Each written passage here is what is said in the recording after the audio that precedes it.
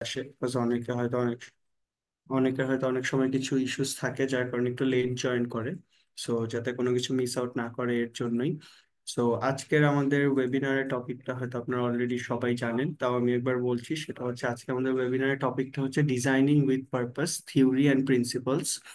আজকে আমাদের webinar conduct করার জন্য আমাদের সাথে আছেন মাইনুল ইসলাম ভাইয়া, যিনি টেস্ট ট্যালেন্টস এর প্রোডাক্ট অ্যানালিটিক্স হিসাবে আছেন এবং আমাদের ইন্টারেক্টিভ ফেয়ার্স এর সাথে অনেকদিন ধরে আছেন। এবং ভাইয়ার এই ইউআই ইউএক্স এর যে নলেজ, এটা আজকে আমাদের সাথে শেয়ার করার জন্য উনি এখানে আছেন আমাদের সাথে।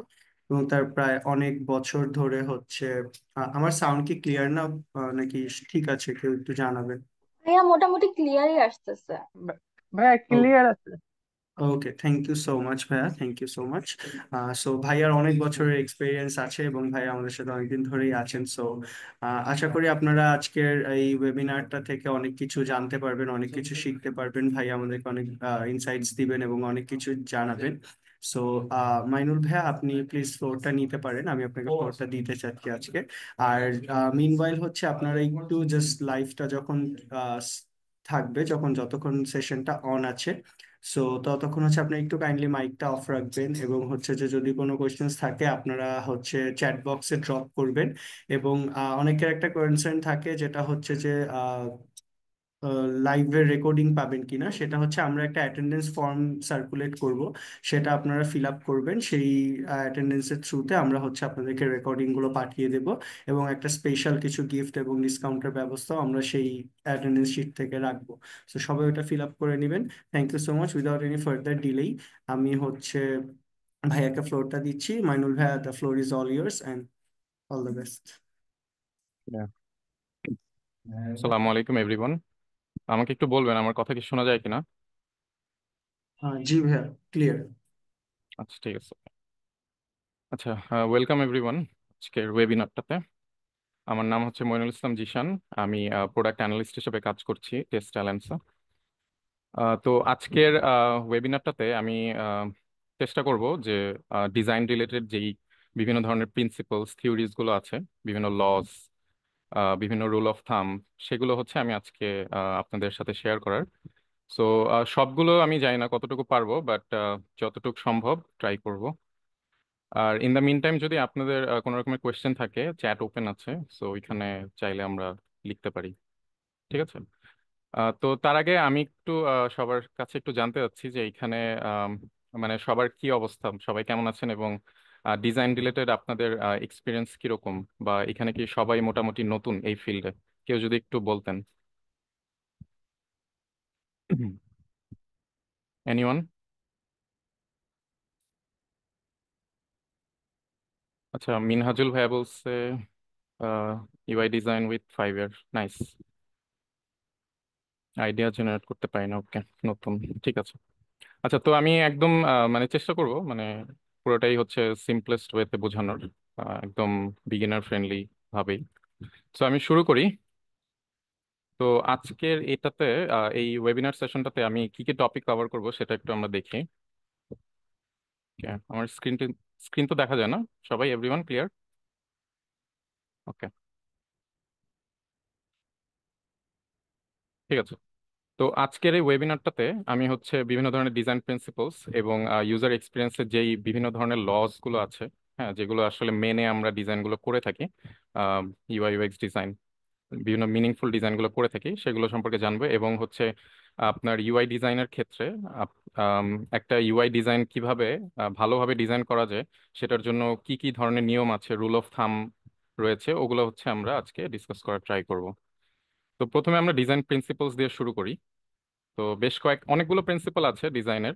তো সেগুলোর মধ্যে আমি ইম্পর্টেন্ট কয়েকটা নিয়ে আজকে একটু আলাপ আলোচনা করব। ওকে। তো প্রথমটা হচ্ছে কন্ট্রাস্ট। তো আমরা আই থিঙ্ক সবাই কন্ট্রাস্টের ব্যাপারে জানি, কন্ট্রাস্টের নামটা শুনছি। তো কন্ট্রাস্ট জিনিসটা আসলে কি? আম, এখানে আমরা দেখতে পারতেছি লেখা আছে যে creating differences in visual properties such as colour, size, font, weight or texture to make certain elements stand out from others. So basic কনসেপ্টটা হইতেছে যে কোনো কিছু ডিফারেন্সিয়েট করা, কোনো কিছু স্ট্যান্ড আউট করা। দেখা গেছে অনেক কিছু আছে আমার ডিজাইন এলিমেন্ট, ওইখান থেকে আমি কিছু পার্টিকুলার জিনিসকে চাচ্ছি যে একটু এমফেসাইজ করতে, ওকে একটু স্পেশাল স্পেশাল ভাবে ট্রিট করতে, হ্যাঁ, একটু গুরুত্ব দিতে। সো সেই ক্ষেত্রে হচ্ছে আমার এই কন্ট্রাস্টের কনসেপ্টটা চলে আসে। তো আমরা একটু এক্সাম্পল দেখি, তাহলে হয়তো বুঝতে পারবো। তো এই এক্সাম্পলটাতে আমরা দেখতে পারতেছি, আমরা যদি প্রথমটায় লক্ষ্য করি, প্রথম যে সার্কেলগুলো আমরা এখানে দেখতে পারতেছি, এইখানে একটা দুইটা তিনটা চারটা, এই চারটা সার্কেল কিন্তু একদম সেম সাইজের, তাই না?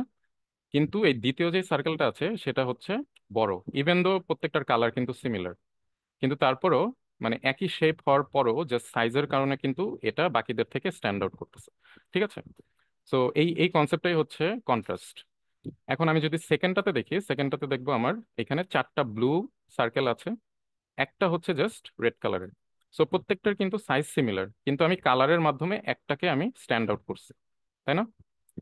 এবার থার্ডটাতে যদি আমি দেখি, থার্ডটাতে দেখতে পারবো আমি সেম চারটা সার্কেল আছে ব্লু কালারের, কিন্তু মাঝখানে হচ্ছে একটা হচ্ছে ডিফারেন্ট শেপ। চারটা সার্কেল, একটা হচ্ছে ডিফারেন্ট শেপ।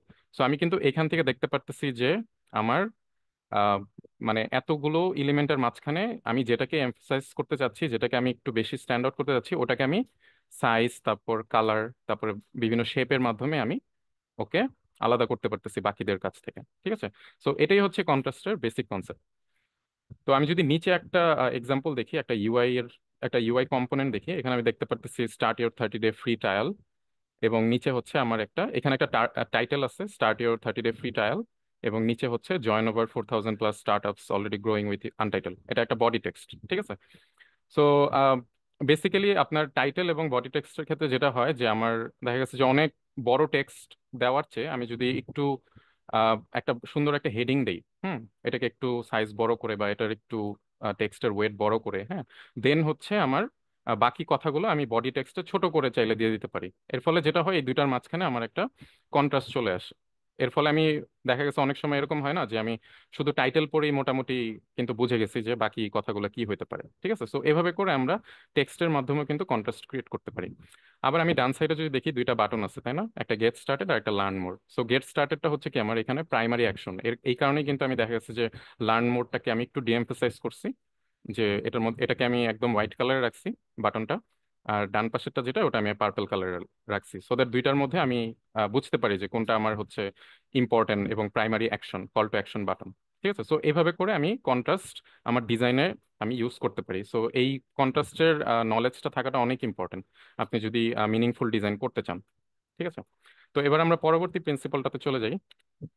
পরবর্তী প্রিন্সিপালটা হচ্ছে হায়ারার্কি।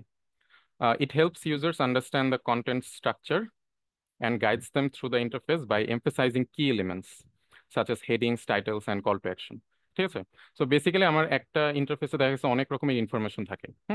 ফর এক্সাম্পল দেখা গেছে একটা প্রোডাক্ট পেজ, আমি যদি ধরেন আমি কোনো একটা ই কমার্স ওয়েবসাইটে গেলাম, একটা পার্টিকুলার প্রোডাক্টে আমি ঢুকলাম, ঢোকার পর ওইখানে দেখা গেছে যে অনেক ধরনের ইনফরমেশন থাকে। আমার প্রোডাক্টের টাইটেল থাকে, তারপর বিভিন্ন ধরনের ভ্যারিয়েশন থাকে, তারপর পিকচার থাকে, এবং প্রাইসিং থাকে, তারপর হচ্ছে অ্যাড টু কার্টে অ্যাড করার বিভিন্ন অপশন টপশন সহ আরো অনেক কিছু থাকে। সো ওইখানে হচ্ছে আমার জন্য জানাটা ইম্পর্টেন্ট যে কোন ইনফরমেশনগুলো আসলে আমার ইউজারের মানে মিস হলে চলবে না। ঠিক আছে? কোনগুলো আমার উচিত ওকে সুন্দর মতো গাইড করা। ঠিক আছে? যেটা একটু আগে আমরা এখানে দেখলাম যে লেখা আছে যে এমফেসাইজিং কি এলিমেন্টস। ঠিক আছে? একটা ইন্টারফেসের মধ্যে। তো যেমন আমি যদি এটা একটু খেয়াল করি, এখানে আমি দেখতে পাচ্ছি যে এই যে একটা সোফার ছবি দেখা যাচ্ছে, এটা একটা প্রোডাক্টের একটা ডিটেলস।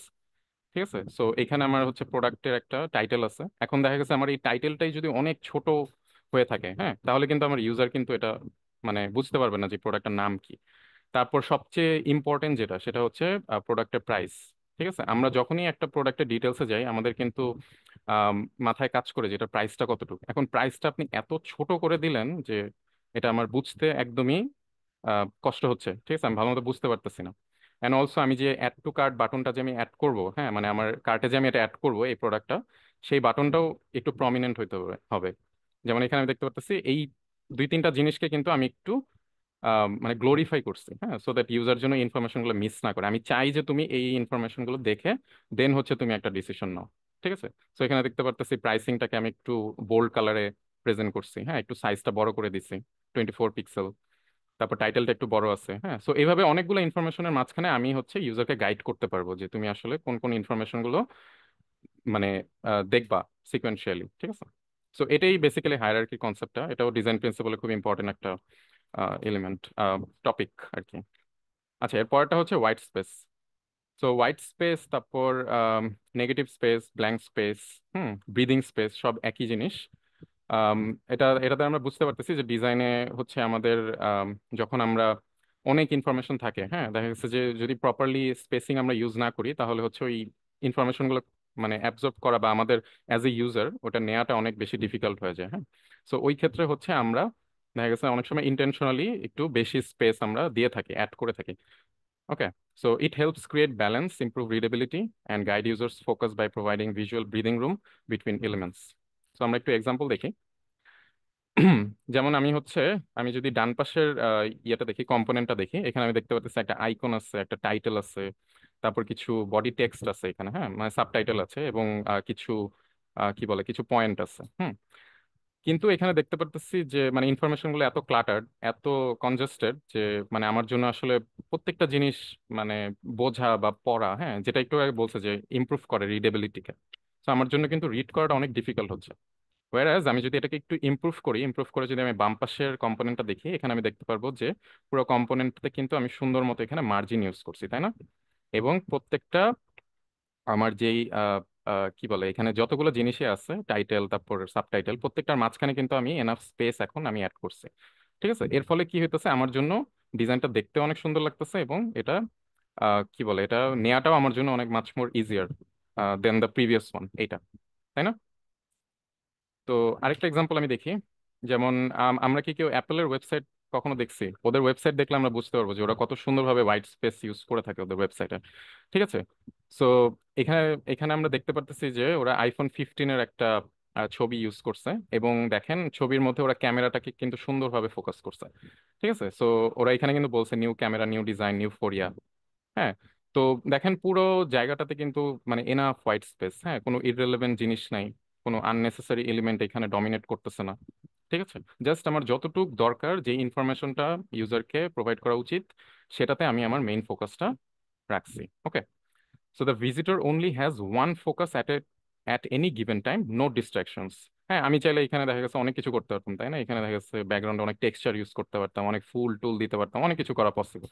বাট ওদের ডিজাইন যে প্রিন্সিপাল গুলো ওরা ফলো করে, হ্যাঁ, মানে যে আইডিওলজি ওরা মেনটেন করে, সেখানে দেখবেন ওদের ওয়েবসাইটটা দেখলেই বুঝতে পারবেন যে ওরা প্রচুর পরিমাণে নেগেটিভ স্পেস ইউজ করে, হোয়াইট স্পেস ইউজ করে, হ্যাঁ, বা ব্রিদিং স্পেস যেটাই বলেন না কেন।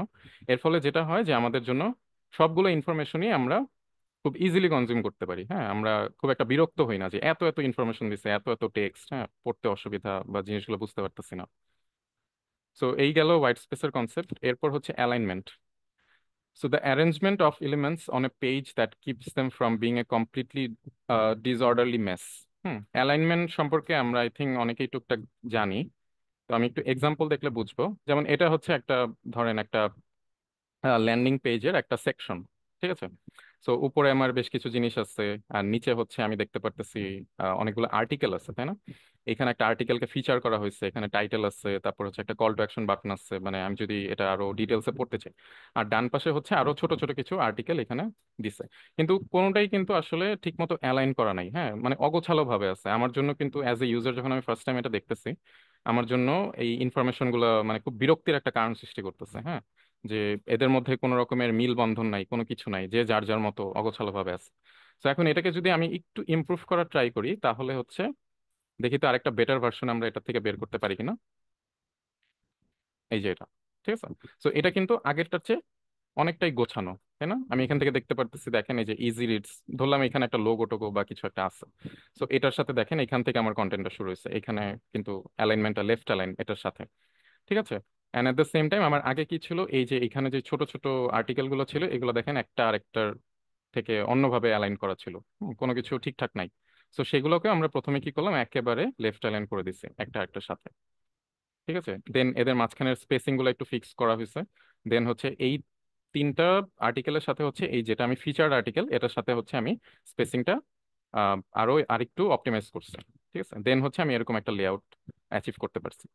ঠিক আছে, সো অ্যালাইনমেন্টের টপিকটা হচ্ছে আমাদের ডিজাইনের একদম যে কোনো কিছু ডিজাইন করতে গেলেই হচ্ছে এই অ্যালাইনমেন্ট জিনিসটা আমার একদম মানে কি বলে একদম ঠোঁটস্থ থাকতে হবে, মানে এই জায়গাগুলোতে ভুল করা যাবে না। ঠিক আছে, তাহলে হচ্ছে আমার ডিজাইন কিন্তু ব্রেক হয়ে যাবে এবং এটা ইউজারও পছন্দ করবে না। ওকে, তো এবার হচ্ছে প্রক্সিমিটি। প্রক্সিমিটির টপিকটা হচ্ছে items close together are likely to be perceived as part of the same group, হ্যাঁ, sharing similar functionality or traits. আমরা একটু এক্সাম্পল দেখি। যেমন এই ইউআই স্ক্রিনটা দেখাচ্ছে কি আমার একটা ওয়েদারের একটা আপডেট আমাকে দিচ্ছে, তাই না? তো এখানে আমি দেখতে পারতেছি যে কত ডিগ্রি সেলসিয়াস আজকের তাপমাত্রা, হ্যাঁ, আমার লোকেশন কোনটা, তারপরে আরো কিছু ইনফরমেশন আমি দেখতে পারতেছি। বাট এখানে আমার কাছে মনে হইতেছে টেক্সট গুলো না অগোছালো ভাবে আছে। হ্যাঁ, কোনটা যে কার সাথে রিলেটেড এটা আমি বুঝতে পারতেছি না। পার্টলি ক্লাউডলির সাথে হচ্ছে রাডার ভিউ, হ্যাঁ, আবার এইখানে দেখতেছি যে রাডার ভিউর একটা পিকচার দেওয়া। হ্যাঁ, আবার ঠিক এটার কাছাকাছি হচ্ছে উইকলি ফরকাস্ট। তখন আমি কিন্তু কনফিউজড হয়ে গেছি যে এই রাডার ভিউটা কি আসলে উইকলি ফরকাস্ট। তারপর আবার নিচে হচ্ছে এখানে কিছু আপনার আম, ধরেন এখানে উইকলি ফরকাস্টের যেই আপনার টুডে মানডে টুয়েসডে মানে দিন অনুসারে যেই ফরকাস্ট গুলো দেওয়া হয়েছে সেটার সাথে কিন্তু টাইটেলটা অনেক দূরে আছে। সো আমরা প্রক্সিমিটির ডেফিনেশন থেকে আমরা কি দেখলাম যে items close together are likely to be perceived as part of the same group. ঠিক আছে। সো এখন যদি আমরা এই রাডার ভিউ এই টাইটেলটাকে যদি এটার কাছাকাছি নিয়ে আসি তাহলে কিন্তু আমরা বুঝতে পারবো যে ওরা একটা সিমিলার গ্রুপ, হ্যাঁ, সেম গ্রুপের মধ্যে ওরা আছে। ওরা একটা সেম কি বলে একটা সেম পারপাস নিয়ে ওরা এই ইউআই স্ক্রিনটার মধ্যে অবস্থান করতেছে। ঠিক আছে। সো আমরা এটাকে একটু যদি রিডিজাইন করি তাহলে হচ্ছে আমরা জিনিসটা এরকম পাবো। সো এটা বিফোর ছিল, এটা আফটার ছিল। সো এইখানে আমার বেশ কিছু ইনফরমেশন, আমার লোকেশন, হ্যাঁ, তারপর হচ্ছে কতটুকু তাপমাত্রা, কি অবস্থা আজকে মানে আকাশের, এন্ড দেন হচ্ছে আমার রাডার ভিউ। দেখেন এই রাডার ভিউটা কিন্তু এখন এটার সাথে অনেক ক্লোজ, তাই না? এদের ডিস্টেন্সটা অনেক কম। আবার এই গ্রুপটার সাথে রাডার ভিউ গ্রুপটার সাথে মোটামুটি একটা ভালো ডিস্টেন্স আছে। দেন গিয়ে হচ্ছে উইকলি ফরকাস্ট এবং আমার এখানে যেই ফরকাস্টিং গুলো দেওয়া হবে সেগুলোর সাথে এটা রিলেটেড। ঠিক আছে। সো আই থিঙ্ক আমরা প্রক্সিমিটির কনসেপ্টটা বুঝতে পারছি। সেম আমি যদি আমার প্রিভিয়াস এক্সাম্পলটাতেও যাই, যেমন এইখানেও যদি দেখি, এটা থেকেও আমরা দেখতে পারবো যেমন এইখানে কিন্তু প্রত্যেকটা জিনিসই সেম, তাই না? একটা পিকচার আছে, একটা টাইটেল আছে, আর একটা হচ্ছে এটাকে ডিটেলসে দেখার জন্য একটা কল টু অ্যাকশন। সো প্রত্যেকটা কার্ডই কিন্তু সিমিলার, তাই না? সো আমি কিন্তু এদেরকে এদের মাঝখানে এক একটা এটার স্পেস হচ্ছে বেশি, এদের এই দুইটার মাঝখানে স্পেস হচ্ছে কম। সো এখন আমি যদি এদের মাঝখানে স্পেস গুলো ফিক্স করতে পারি তাহলে কিন্তু ওদের এখানে আমি প্রক্সিমিটির কনসেপ্টটাকে নিয়ে আসতে পারবো। ঠিক আছে, ওইটা স্যাটিসফাই করবে। হুম। তো আই হোপ এই যে এখানে আমি স্পেসিং গুলো ফিক্স করে দিয়েছি, এখন কিন্তু বোঝা যাচ্ছে যে ওরা সিমিলার মোটিভই কিন্তু এখানে আপনার দিচ্ছে আর কি। ঠিক আছে। এইবার প্রক্সিমিটির কনসেপ্টটা গেল। এইবার হচ্ছে সো ডিজাইন প্রিন্সিপালের মোটামুটি আমরা কয়েকটা টপিক দেখলাম, আর হচ্ছে আরো অনেক বেশ কিছু জিনিস আছে, ব্যালেন্স আছে আরো, কালার, তারপর টাইপোগ্রাফি রিলেটেডও আরো বেশ কিছু জিনিস আছে। সো আমরা ওগুলার কভার করলাম না, আমরা অন্য আরেকটা টপিকে একটু মুভ করি। এবার হচ্ছে আমরা ইউএক্স লজ, কয়েকটা ইম্পর্টেন্ট লজ সম্পর্কে আইডিয়া নিব। তো দেখি। আচ্ছা, প্রথমটা হচ্ছে জেকবস ল। ঠিক আছে। সো জেকবস লটা কি বলে তার আগে আমি একটু বলি যে আমরা যখন কোনো রকমের ইন্টারফেস ডিজাইন করব, হ্যাঁ, বা আমরা ইউজারের জন্য যে এক্সপিরিয়েন্সই ডিজাইন করি না কেন সেগুলোর জন্য বেশ কিছু কি বলে ল অলরেডি তৈরি করা হয়েছে, যেগুলো হচ্ছে বড় বড় রিসার্চাররা এগুলো তৈরি করেছে, মানে ইয়ার্স আফটার ইয়ার্স রিসার্চ করে করে এই জিনিসগুলো এস্টাবলিশ করেছে। এবং এগুলো ফলো করে যখন আপনি আপনার ডিজাইনগুলো করবেন তখন আপনার ডিজাইন হচ্ছে ইউজারের জন্য আরো বেশি পরিমাণে ইজি হবে এটা কি বলে ওটা নেয়াটা। ঠিক আছে। সো এর সো এই লস গুলোর মধ্যে একটা ল হচ্ছে জেকবস ল। সো জেকবস লটা কি বলে? Users expect websites and other digital products to be designed in a way that's consistent with others they have used in the past. তো এটার মানে হচ্ছে যে আপনি যখন কোনো কিছু ডিজাইন করবেন তো চেষ্টা করবেন যে স্ট্যান্ডার্ড কি কি জিনিস আছে অলরেডি, হ্যাঁ। যেমন ধরেন আপনি একটা ই কমার্স ওয়েবসাইট বানাচ্ছেন, আপনার কিন্তু একটু রিসার্চ করতে হবে যে আপনার যারা বিগেস্ট কম্পিটিটর তারা কারা, তারা কিভাবে তাদের ওয়েবসাইটটা বানিয়েছে, হ্যাঁ, এই জিনিসগুলো দেখা। সো আপনি আপনার ডিজাইনে এমন কোনো ইনোভেশন করতে যাবেন না বা মানে এত বেশি ক্রিয়েটিভ হইতে যাবেন না যাতে করে হচ্ছে ইউজার যেই জিনিসটা দেখে অভ্যস্ত, হ্যাঁ, বা যেই জিনিসটা ইউজ করে ও বেশি স্বাচ্ছন্দ্য বোধ করে, মানে এত বছর ধরে ওইটা ইউজ করে আসতেছে, ওইটা ব্রেক হয়। সো দ্যাট হবে কি ও বিরক্ত হবে, হ্যাঁ, ও ফ্রাস্ট্রেটেড হবে। হয়তো এক দুইবার ইউজ করবে বাট একটা সময় গিয়ে হচ্ছে ও আর আপনার ওয়েবসাইট বা প্রোডাক্ট যেটাই আপনি তৈরি করতেছেন ওটা আর ইউজ করবে না। ঠিক আছে। তো সেই জায়গায় জেকবসলো হচ্ছে আমাদেরকে মানে কি বলে একটা ওয়ার্নিং এর মতোই দিছে যে তোমরা যখন ওয়েবসাইট বা কোনো প্রোডাক্ট যখন ডিজাইন করবা চেষ্টা করবা যেন অন্যান্য যেই স্ট্যান্ডার্ড যেই ইয়েগুলো আছে, হ্যাঁ, প্রোডাক্টগুলো আছে ওগুলোর সাথে যেন একটা মিল থাকে। ঠিক আছে। তো আমরা একটু এক্সাম্পল দেখি। যেমন আমি যদি অ্যামাজনের হোম পেজটা দেখি তাহলে আমি উপর থেকে দেখতে পারবো যে এখানে সার্চ আছে, তারপর হচ্ছে এইখানে হচ্ছে কার্টের একটা আইকন আছে, হ্যাঁ। এখন আমি যদি অন্যান্য কিছু ই কমার্স ওয়েবসাইটও দেখি, যেমন একটা এক্সাম্পল দিই, ফ্লিপকার্ট। সো ফ্লিপকার্টেও কিন্তু দেখতে পারতেছি অ্যামাজনের মতোই কিন্তু সিমিলার ওরা একটা টপ হেডার ওরা ইউজ করছে, হ্যাঁ, বা ন্যাভিগেশন ওরা এখান থেকে ইউজ করছে, একটা বড় একটা সার্চ এরিয়া রাখছে অ্যামাজনের মতো, ঠিক আছে, এবং এখানে কিন্তু কার্ট অপশনটা উপরেই রাখছে, ঠিক আছে। So don't try to reinvent the wheel. যেটা অলরেডি এস্টাবলিশড চেষ্টা করবেন ওটা দিয়েই শুরু করার। হুম মানে খুব বেশি এখানে যে না আমার আরেকটু ক্রিয়েটিভ হইতে হবে বা আমি এটাকে আরেকটু নষ্ট করব, হ্যাঁ। আচ্ছা, একজন কোয়েশ্চেন করছে, নাফিজুল হাকিম ভাই, is Daraz BD follow Jakob's law? আমরা একটু দেখি দারাজের কি অবস্থা। সো দারাজ কিন্তু আপনার একদম অ্যামাজনের মতোই সবকিছু, ঠিক আছে। সো এইখানে ওদের কার্টের বাটনটা আছে এবং একটা বিশাল বড় একটা সার্চ অপশন ওরা এখানে দিছে, এবং বাকি অন্যান্য যদি আমি ওয়েবসাইটও একটু দেখি, ইভ্যালিটেবলি আরো যেগুলো ছিল বাংলাদেশে আমরা পরিচিত নাম জানি, ওগুলো কিন্তু একদম সিমিলার কি বলে প্যাটার্নই ওরা ফলো করে থাকে, ঠিক আছে। সো এই টাইপের জিনিসগুলো আসলে খুব বেশি মানে হাত না দেওয়াই ভালো, যেহেতু মানে মানুষ অলরেডি ইউজ টু এগুলোতে, ঠিক আছে। ওকে, তো তা আমরা হচ্ছে এর পরের লটা দেখি। এর পরের লটা হচ্ছে মিলার্স ল। তো উনি বলছে যে humans are able to store 7 ± 2 chunks of information in their short term memory. So আমাদের মেমোরি কিন্তু খুব বেশি ইনফরমেশন ধরে রাখতে পারে না, তাই না? একটা সার্টেন টাইম পর্যন্ত পারে।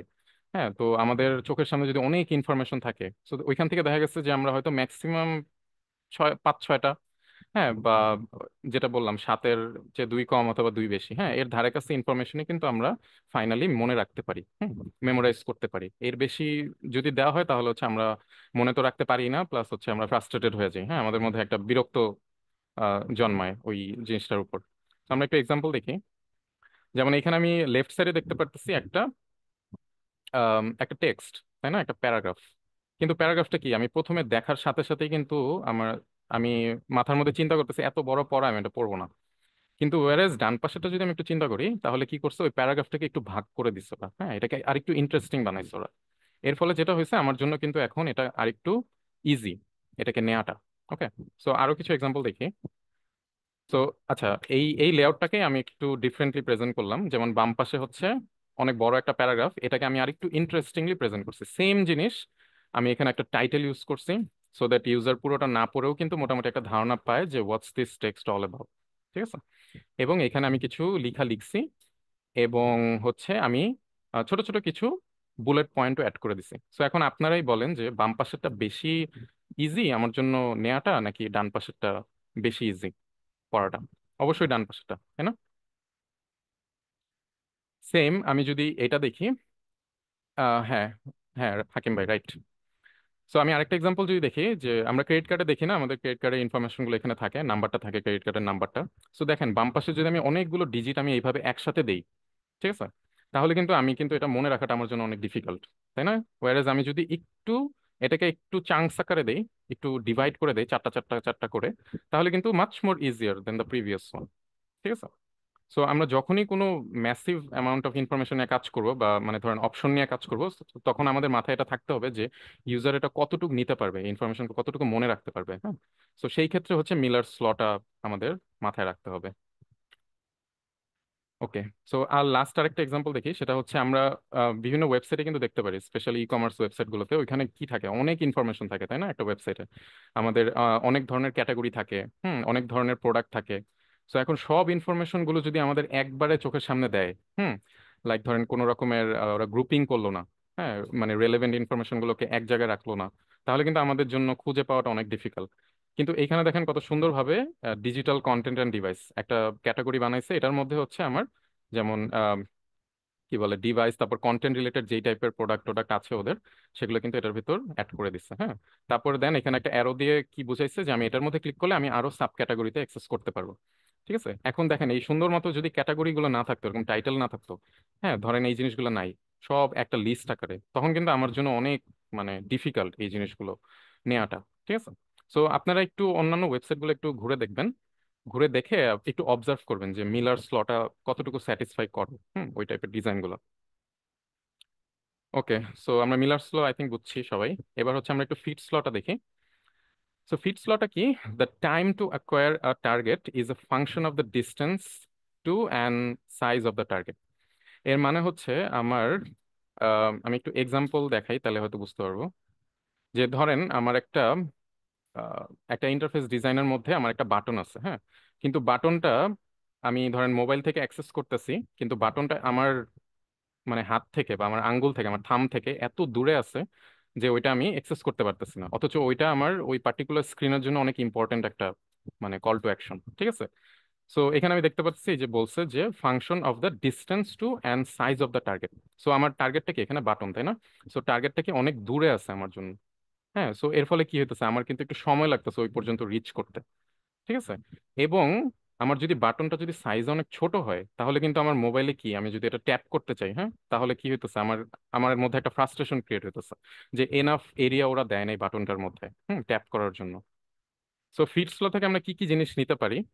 একটা হচ্ছে make touch targets big enough so users can tap them easily, যেটা আমি এইমাত্র বললাম, যে আমি যখনই কোনো বাটন টাটন ইউজ করবো চেষ্টা করতে হবে বাটনটার জন্য লার্জ এনাফ হয়, সো দ্যাট আমার অ্যাটলিস্ট বুড়ো আঙ্গুলটা যেন ওটাতে ভালো মতো ট্যাপ করতে পারে। ঠিক আছে? একদম চ্যাপটা বা মানে ধরেন এরিয়া অনেক ছোট, হ্যাঁ, তখন কিন্তু আমি ওটা ঠিকঠাক মতো ইউজ করতে পারবো না। অ্যান্ড অলসো কি হবে, আমি যদি প্রোডাক্টের জায়গা থেকে চিন্তা করি, অনেক ইউজার এখান থেকে চলে যাবে ফ্রাস্ট্রেটেড হয়ে। হ্যাঁ, সো এটা কিন্তু আমার প্রোডাক্টের জন্য আসলে লস। তারপর বলছে place touch targets where they are easy to reach on the screen. So এমন জায়গায় আমার আসলে ওই টাচ টার্গেট বা ইম্পর্টেন্ট যেই আমার কল টু অ্যাকশনগুলো থাকে ওগুলোকে প্লেস করতে হবে, সো দ্যাট আমি অ্যাজ এ ইউজার জন্য ইজিলি এটাকে রিচ করতে পারি। হ্যাঁ, তারপর leave enough space between touch targets to avoid accidental taps. অনেক সময় এরকম হয় না যে এক দুইটা বাটন আছে আমার সাথে, একটা প্রাইমারি বাটন আছে, একটা সেকেন্ডারি বাটন, ঠিক আছে, কিন্তু এদের মাঝখানে ডিস্টেন্স এত কম যে আমি প্রাইমারিতে ক্লিক করতে যে আমার সেকেন্ডারিতে ক্লিক করে গেছে। সো আমার এটাও মাথায় রাখতে হবে যে এই টাইপের যখন অনেকগুলো বাটন যদি থাকে, তখন এদের মাঝখানে যেন একটা এনাফ স্পেস থাকে। ঠিক আছে? সো দ্যাট আমার কোনো রকমের জন্য এরর না হয় এই জায়গাটাতে। সো আমরা একটু এক্সাম্পল দেখি।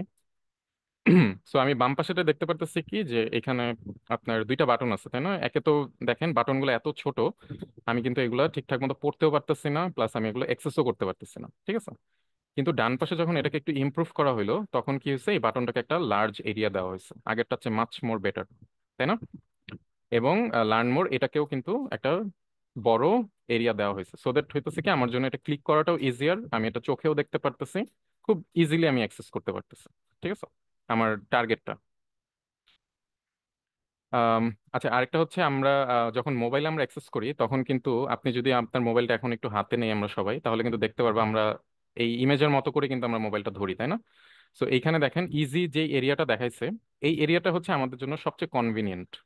ঠিক আছে? মানে রিচ করাটা খুব ইজিলি, আমার খুব একটা বেগ পাইতে হইতেছে না।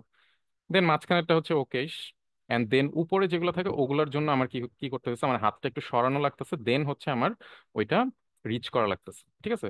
সো আমি যেটা বললাম যে আমার যে টার্গেট এলিমেন্ট গুলো থাকবে ওগুলোকে আমরা চেষ্টা করবো যেন ইজি এরিয়ার মধ্যে, যখন আমরা মোবাইল ডিভাইস নিয়ে কাজ করব, চেষ্টা করবো যেন এই এরিয়াটার মধ্যে ওরা থাকে। হ্যাঁ, তাহলে ইউজারের জন্য ইজি অ্যাক্সেস করাটা। ওকে, তো এর পরের লটা হচ্ছে হিক্স ল। সো হিক্স লটা কি বলে? the time takes the time it takes to make a decision increases with the number and complexity of choice। ঠিক আছে? আপনার দেখা গেছে যে আপনি যত কমপ্লেক্স করে দিবেন ইউজারের জন্য কোনো একটা ডিসিশন নিতে, কিন্তু ওর তত বেশি কষ্ট হবে। ঠিক আছে? দেখা গেছে আপনি ওরে অনেক ধরনের অপশন দিয়ে রাখছেন চোখের সামনে, হ্যাঁ, এখন ওর জন্য কিন্তু আপনি জিনিসটা ইজি করে দেন নাই। সো কিন্তু স্বাভাবিকভাবে এখানে একটা একটা ঝামেলার মধ্যে পড়ে যাবে যে কি ডিসিশন নিব না নিব। হ্যাঁ, এত option. So less option easy to make decision. হ্যাঁ, এই কনসেপ্টটা মাথায় রাখবেন যখনই কোনো রকমের কোনো ইউআই স্ক্রিন বা কোনো কম্পোনেন্ট কোনো কিছু ডিজাইন করবেন বা ইনফরমেশন প্রোভাইড করবেন ইউজারকে। সো আমরা একটু এক্সাম্পল দেখি। যেমন আমি হিক্স ল থেকে এটা, যেমন ধরেন আমি দুইটা স্ক্রিন পাশাপাশি দেখি, গুগলের হচ্ছে এটা একদম আদিম কালের ইন্টারফেস, একদম শুরুর দিকে। এখানে আমি কি দেখতে পাচ্ছি, অনেক কিছু আছে, তাই না? ইমেজ, গ্রুপ, নিউজ, তারপর ফ্রুগল, লোকাল, আরো অনেক ধরনের জিনিস আমি এখানে দেখতে পাচ্ছি, অনেক অনেক ইররেলেভেন্ট জিনিসপাতি। কিন্তু এইটাকে যখন আমি একদম সিম্পলিফাই করে নিয়ে আসছি, তখন কিন্তু আমার জন্য অনেক ইজি ইনফরমেশন গুলো নেওয়া, তাই না? আমার জন্য এখন ডিসাইড করাটাও অনেক ইজি, আমি যখন ফার্স্ট টাইম বা মানে যতবার আমি এই ওয়েব পেজটাতে আসতেছি, যেমন এখানে জাস্ট আমার একটা সার্চ, একটা বড় এরিয়া আছে যেটা আমার জন্য সবচেয়ে বেশি ইম্পর্টেন্ট। ঠিক আছে? এবং বাকি ইনফরমেশন গুলো কিন্তু আমার দরকার পড়ে না। আপনি নিজেকে নিজে কোশ্চেন করেন, আমরা ম্যাক্সিমাম টাইমে গুগলে যাই কি করি, জাস্ট আমার সার্চ দেওয়াটাই কিন্তু মেইন পারপাস। সো ওরা এটাকেই সবচেয়ে বেশি হাইলাইট করছে, তাই না? আরো বেশি যদি অপশন দিত, সো আমার জন্য ডিসিশন মেক করাটা অনেক বেশি ডিফিকাল্ট হতো। আরেকটা দেখি আমরা, বাম পাশে দেখতে পারতেছি আমরা যখন প্রোডাক্টসে ক্লিক করতেছি তখন একটা লম্বা লিস্ট আমার চোখের সামনে আসতেছে, তাই না? কিন্তু এইটাকে যদি আমি একটু ক্যাটাগরাইজ করে ডান পাশেরটার মতো আমি আহ, তৈরি করি, যে এখানে বিফ, চিকেন, তারপর আরো যেই যে আইটেমগুলো আছে এগুলো যদি আমি মিটের মধ্যে নেই, তারপরে ডেইরির মধ্যে মিল্ক, চিজ, বাটার, বেকারির মধ্যে বাকিগুলো নেই, তাহলে কিন্তু আমার জন্য জিনিসগুলো কনজিউম করাটা অনেক বেশি ইজিয়ার, তাই না? সো এটাই হচ্ছে হিগস ল, বলে থাকে যে ইউজারকে মানে এত পরিমাণ ইনফরমেশন দিয়ে পাগল বানায় দিও না যাতে করে ওর ডিসিশন মেক করতে অনেক মানে কষ্ট হয়। ঠিক আছে, সো সিম্পলিসিটি মেনটেন করাটা অনেক ইম্পর্টেন্ট। ওকে, সো আমরা ইউএক্স এর বেশ কিছু লজও আমরা দেখলাম, আরো অনেক ধরনের লজ আছে। আমি একটু আপনাদের একটা বই সাজেস্ট করি আপনারা যদি আরো ডিটেলে জানতে চান। সো বইয়ের নামটা হচ্ছে লজ অফ ইউএক্স। আপনারা এই ওয়েবসাইটটা থেকেও দেখতে পারেন, আমি এটার লিঙ্কটাও এখানে দিয়ে দিচ্ছি। এখানে আরো অনেক ধরনের লজ এখানে আছে, আমি জাস্ট কয়েকটা যেগুলো হচ্ছে আপনার বেশি পরিমাণে আই থিঙ্ক ইউজ হয় বা জানাটা ইম্পর্টেন্ট, ওইটাই আমি আজকে কভার করছি। আমি এই লিঙ্কটা আপনাদের চ্যাটে দিয়ে দিচ্ছি, আপনারা চাইলে এখান থেকে আরেকটু ডিটেলে এক্সপ্লোর করতে পারেন, হ্যাঁ। আর আমাদের যেই ক্যারিয়ার পাথ যেই কোর্সটা শুরু হচ্ছে ওইখানে আমরা আরো ডিটেলস হচ্ছে এগুলো নিয়ে ডিসকাস করব। তো আমি চ্যাটে লিঙ্কটা দিয়ে দিচ্ছি, আপনারা একটু এখান থেকে দেখে নেবেন। আর কিছু বইও আছে আপনার, লজ অফ ইউএক্স নামে একটা বই আছে, এই যে এটা। সো এই বইটাও আপনারা চাইলে আপনাদের সংগ্রহে রাখতে পারেন, একটু অনলাইনে খুঁজলেই পাবেন, এটার পিডিএফটা আছে। সো এখানে অনেক ধরনের, হ্যাঁ, একটা ইউজার এক্সপিরিয়েন্স, ইউজারের জন্য ইউজার এক্সপিরিয়েন্স ইমপ্রুভ করার জন্য যত ধরনের লস থাকে এগুলো হচ্ছে এখানে সুন্দরভাবে এক্সাম্পল সহ এখানে এক্সপ্লেন করা হয়েছে। সো এটা আপনারা একটু দেখে নিতে পারেন। ওকে, সো এইবারের টপিকটা হচ্ছে ইউজেবিলিটি হিউরিস্টিক্স। আই থিঙ্ক এইখানে অনেকের কাছে এই টপিকটা একটু নতুন। আম, হাকিম ভাই, ওয়েলকাম ভাইয়া। আচ্ছা, তো আমাকে কেউ একজন একটু কি বলবেন আপনাদের মাঝখান থেকে যে এই টার্মটা সম্পর্কে আমরা কেউ কখনো শুনছি কিনা? এনিওয়ান?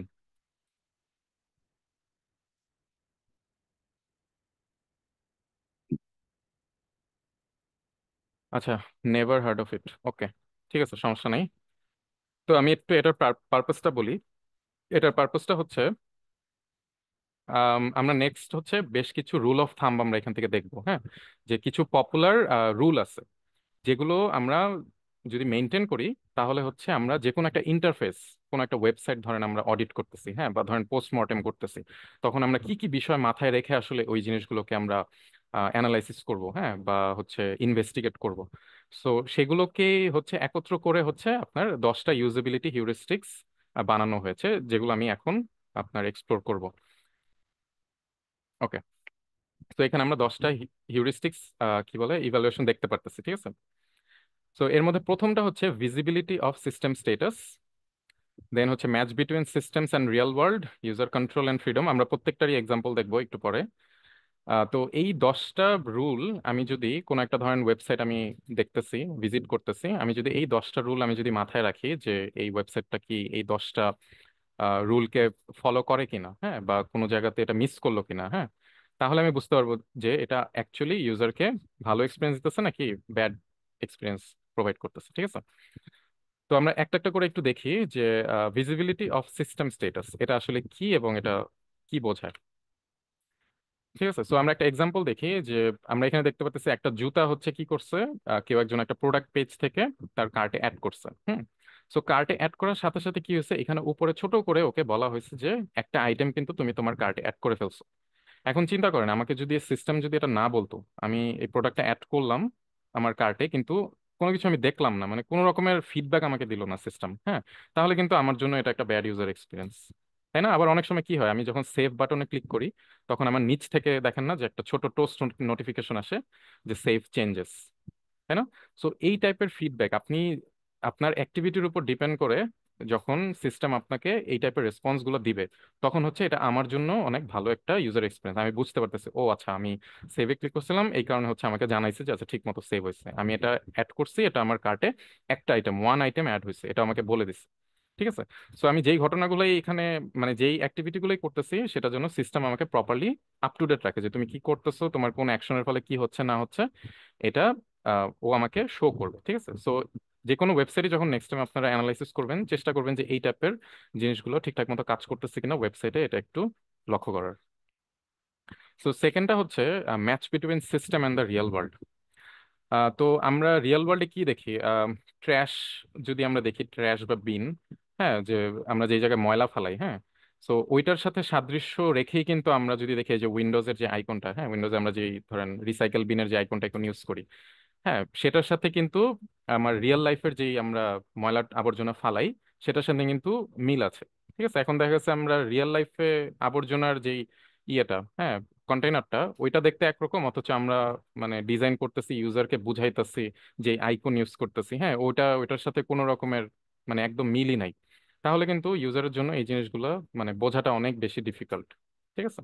তো এরকম আপনারা আরেকটু দেখেন অনেক ধরনের আইকন টাইকন, বা শুধু আইকনই না, ধরেন আপনি এমন টেক্সট ইউজ করছেন যেটা হচ্ছে দেখা গেছে যে কারোর জন্য মানে বোধগম্য না। যেমন ধরেন আমরা এইখানে জুমের মধ্যে দেখতে পারতেছি ইনভাইট নামে একটা বাটন আছে, তাই না? এখন আপনি যদি ইনভাইট কথাটা ইউজ না করে এমন একটা কমপ্লেক্স ওয়ার্ড ইউজ করছেন, সেটা কিন্তু ইউজারের জন্য আপনার কি বলে মানে নেওয়াটা অনেক ডিফিকাল্ট হবে। সো আপনার ডিজাইন যখন করবেন এমন ভাবে চেষ্টা করবেন যে যেন ও আপনি যেই ফ্রেজই ইউজ করেন না কেন, যে সেন্টেন্স বা যেই আইকন বা যেই ডিজাইন এলিমেন্ট যেটা ইউজ করেন না কেন, চেষ্টা করবেন যেন এটার সাথে রিয়েল ওয়ার্ল্ডের একটা সাদৃশ্য থাকে। তাহলে এটা ওর জন্য মানে বুঝতে অনেক ইজি হবে। ওকে, 3 নাম্বারটা হচ্ছে ইউজার কন্ট্রোল এন্ড ফ্রিডম। ওকে, তো এইখানে আমরা বেশ কিছু জিনিস দেখতে পারতেছি আমাদের চোখের সামনে। একটা হচ্ছে আমরা ফেসবুকের রিয়াকশনটা দেখতে পাচ্ছি, তাই না? সো ইউজার কন্ট্রোল অ্যান্ড ফ্রিডমটা কি? এটা হচ্ছে ধরেন আপনি একটা আপনার ফেসবুকের নিউজ ফিড আপনি স্ক্রল করতেছেন, স্ক্রল করতে করতে দেখা গেছে ভুল করে আপনার কোনো একটাতে লাইক পড়ে গেছে, কোনো একটা পোস্টে। পরে আপনি দেখলেন এটা একটা খুবই দুঃখের একটা পোস্ট ছিল, হ্যাঁ, একজন একটা খুবই স্যাড একটা পোস্ট শেয়ার করছে, সেই জায়গায় আপনি দেখা গেছে একটা লাইক দিয়ে দিলেন বা দেখা গেছে হা হা দিয়ে দিছেন। ঠিক আছে। সো এটা কিন্তু আপনার জন্য খুবই একটা বিব্রতকর অবস্থা, তাই না? ওই মানুষটাও দেখা গেছে আপনার উপর বিরক্ত হতে পারে যে ভাই আপনি এরকম একটা সিরিয়াস পোস্টে আপনি এরকম ভাবে রিয়াক্ট করলেন, তাই না? অথচ আপনি কিন্তু ইন্টেনশনালি করেন, আপনার ভুলের কারণে হয়েছে। সো আপনার সিস্টেমে এরকম ফ্লেক্সিবিলিটি মানে ফ্লেক্সিবিলিটি থাকতে হবে যাতে করে আপনি আপনার ওই অ্যাকশনটাকে কন্ট্রোল করতে পারেন। ঠিক আছে। ওই ফ্রিডমটা আপনাকে দিতে হবে যে আমি হাহা দিয়ে দিছি, আচ্ছা ঠিক আছে, তাড়াতাড়ি আমি আবার এটাকে আহ, তুলে নিলাম। ঠিক আছে। সেম আবার আমি যদি জিমেইলে দেখা যাচ্ছে কোনো যদি মেসেজ টেসেজ পাঠাই, দেখবেন কোনো একটা ইমেল সেন্ড করার সাথে সাথে ও কিন্তু আমাকে বলে যে তুমি চাইলে এটা আনডো করতে পারো, হ্যাঁ, একটা খুব কম সময় আমাকে দেয়। ঠিক আছে, এটা আনডো করার জন্য। তারপর আমরা কি করি, আমরা যে কোনো কিছু করার ক্ষেত্রে, হ্যাঁ, যে কোনো কি বলে, আমরা যদি ফিগমাতেও ডিজাইন করি, হ্যাঁ, বা যেটাই করি না কেন, কন্ট্রোল জেড কিন্তু আমাদের জন্য খুবই ফ্যামিলিয়ার একটা কি বলে কিবোর্ড শর্টকাট, তাই না? যে আমরা যে কোনো কিছু আনডো করতে পারি। ঠিক আছে। আবার রিডও করা, এটাও কিন্তু আমার একটা ইউজারকে ফ্রিডম দেওয়ার একটা এক্সাম্পল। ঠিক আছে। সো আমি যখনই কোনো সিস্টেম যখন আমি অ্যানালাইসিস করব, ওয়েবসাইট হোক, মোবাইল অ্যাপ্লিকেশন হোক, কোনো ওয়েব অ্যাপ্লিকেশন হোক, যেটাই হোক না কেন, আমি চিন্তা করব যে এই টাইপের হিউরিস্টিক্স গুলো ও স্যাটিসফাই করে কিনা ওর সিস্টেম। হ্যাঁ, যদি কোনোটা যদি মিস হয়, হ্যাঁ, বা যেটাই মিস হোক না কেন, তাহলে কিন্তু আমি বুঝতে পারবো যে ইউজারের জন্য এই সিস্টেমটা আসলে খুব একটা কার্যকরী না, হ্যাঁ, বা এখানে ইমপ্রুভমেন্টের অনেক সুযোগ আছে। ঠিক আছে। সো নেক্সট টাইম আপনারা চেষ্টা করবেন অন্যান্য যেই ওয়েবসাইটে ভিজিট করেন না কেন, এই 10টা হিউরিস্টিক্স মাথায় রেখে দেন হচ্ছে আপনি ওই ওয়েবসাইটটা অ্যানালাইসিস করা বা অডিট করা। ঠিক আছে। তো এর পরেরটা দেখি, এর পরেরটা হচ্ছে কনসিস্টেন্সি অ্যান্ড স্ট্যান্ডার্ডস।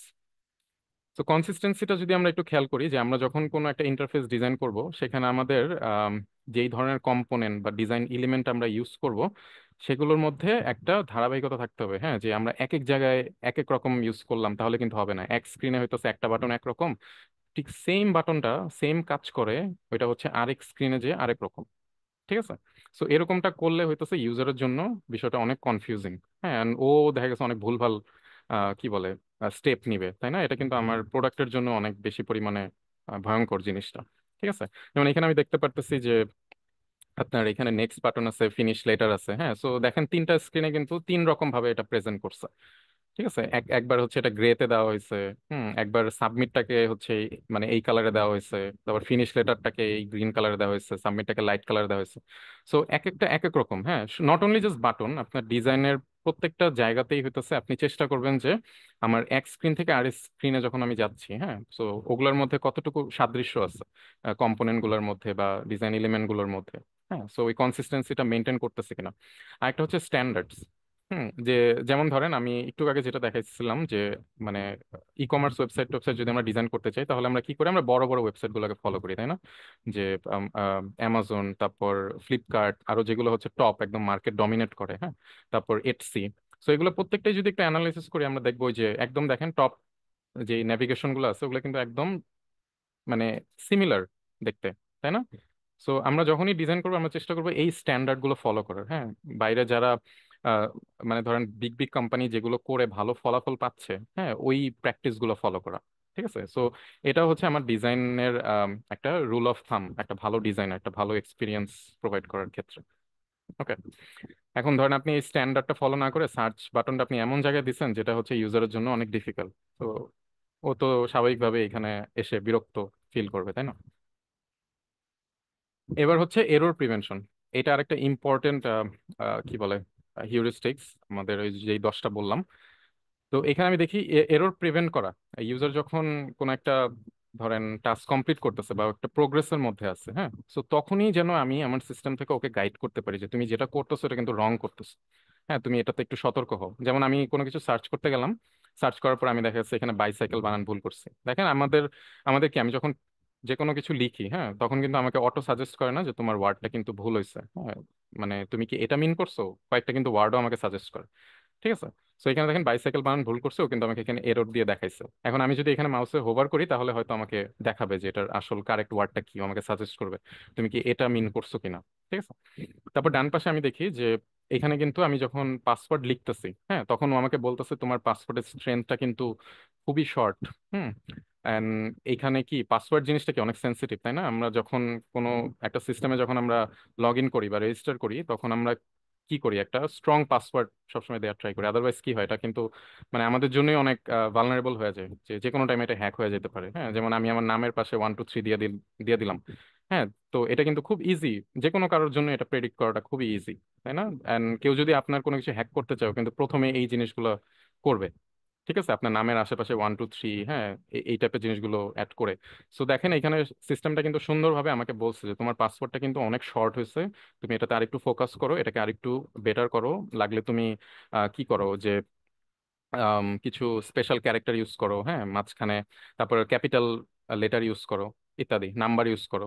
ঠিক আছে, সো আপনি যখন এখানে টাইপ করতেছেন তখনই ও আপনাকে এটা থেকে যেন আপনি মানে এটা যেন প্রিভেন্ট করতে পারেন, এররটা যেন না হয়, সেজন্য ও আপনাকে সতর্ক করে দিতেছে। ঠিক আছে, সেম এখানেও আপনি যখন এই যে মেইলটা লিখছেন ও আপনাকে বলে দিচ্ছে যে তুমি তোমার মেইলটা আসলে ভ্যালিড না, কারণ কি এখানে দেখেন আপনি একটা ফুল স্টপ দেন নাই, দেখছেন nielsen.com হওয়ার কথা। সো এখানে যতক্ষণ পর্যন্ত ডট না হবে আপনার কিন্তু এটা ও কখনোই নিবে না। সো ও কিন্তু আপনাকে বলে দিচ্ছে, ঠিক আছে, যে তোমার এটা ভুল হয়েছে। সো এইভাবে করে ইউজার যখন কোনো রকমের অ্যাক্টিভিটি করতে যাবে চেষ্টা করবেন যে ওদের এররটাকে যেন আমরা আগে ভাগেই প্রিভেন্ট করতে পারি। ঠিক আছে, সো এরকম আপনারা আরো অন্যান্য ওয়েবসাইট দেখবেন, ওয়েবসাইট নাড়াচাড়া করবেন, ওগুলো একটু ডিটেলে অ্যানালাইসিস করার ট্রাই করবেন। দেখবেন যেগুলো একদম ভালো ভালো ওয়েবসাইট, হ্যাঁ, ভালো ভালো প্রোডাক্ট যেগুলো, ওরা হচ্ছে এই টাইপের প্র্যাকটিস গুলো খুব সুন্দরভাবে ফলো করে। ঠিক আছে, এগুলো জাস্ট একটু অবজার্ভ করেন তাহলে হচ্ছে আপনাদের মধ্যে মানে ওই ডিজাইন সেন্সটা আরো সুন্দরভাবে গ্রো করবে। ঠিক আছে, আচ্ছা, এর পরের টপিকটা হচ্ছে রেকগনিশন রাদার দেন রিকল। তো এখানে দেখেন আমি একটা এক্সাম্পল এখানে দেখাইতেছি। আচ্ছা, তার আগে হচ্ছে আমি একটা আপনাদের কোয়েশ্চেন করি। যেমন ধরেন দুইটা কোয়েশ্চেন, একটা হইতেছে যে ঢাকা কি বাংলাদেশের রাজধানী, এটা একটা কোয়েশ্চেন। আরেকটা হচ্ছে বাংলাদেশের রাজধানীর নাম কি, তাই না? সো দুইটা কিন্তু দুই কোয়েশ্চেন। হুম, প্রথম কোয়েশ্চেনটাতে আমি কি বললাম যে ঢাকা কি বাংলাদেশের রাজধানী। সো এটা যখন আমি আপনাকে জিজ্ঞেস করবো তখন আপনার মাথায় কিন্তু অলরেডি ঢাকা ঢুকে গেছে।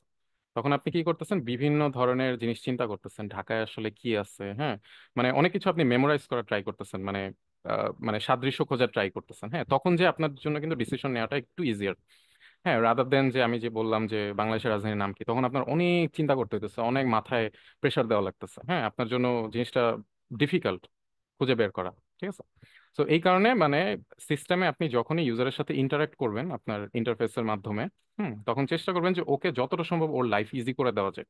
ঠিক আছে, আমি ওকে বেশি পরিমাণে ঝামেলার মধ্যে না রেখে ওর জন্য আমি ইজি অপশনগুলো প্রোভাইড করা, হ্যাঁ, বা ইজিলি জিনিসটাকে প্রেজেন্ট করা, সো দ্যাট ওর জন্য মানে বেশি প্যারা না হয়, হ্যাঁ, ডিসিশন নিতে গেলে। যেমন আরেকটা ভালো এক্সাম্পল যদি আমি এখান থেকে দেখি, যে ধরেন আমি এখান থেকে কি করতেছি, কান্ট্রি কোড সিলেক্ট করতেছি, তাই না? এখন ধরেন আমার এখানে বাম পাশে পতাকা নাই। পতাকা না থাকলে কিন্তু আমার জন্য একটু এই জিনিসগুলো, এই পুরো লিস্টটা কিন্তু অ্যাক্সেস করাটা অনেক বেশি ডিফিকাল্ট, তাই না?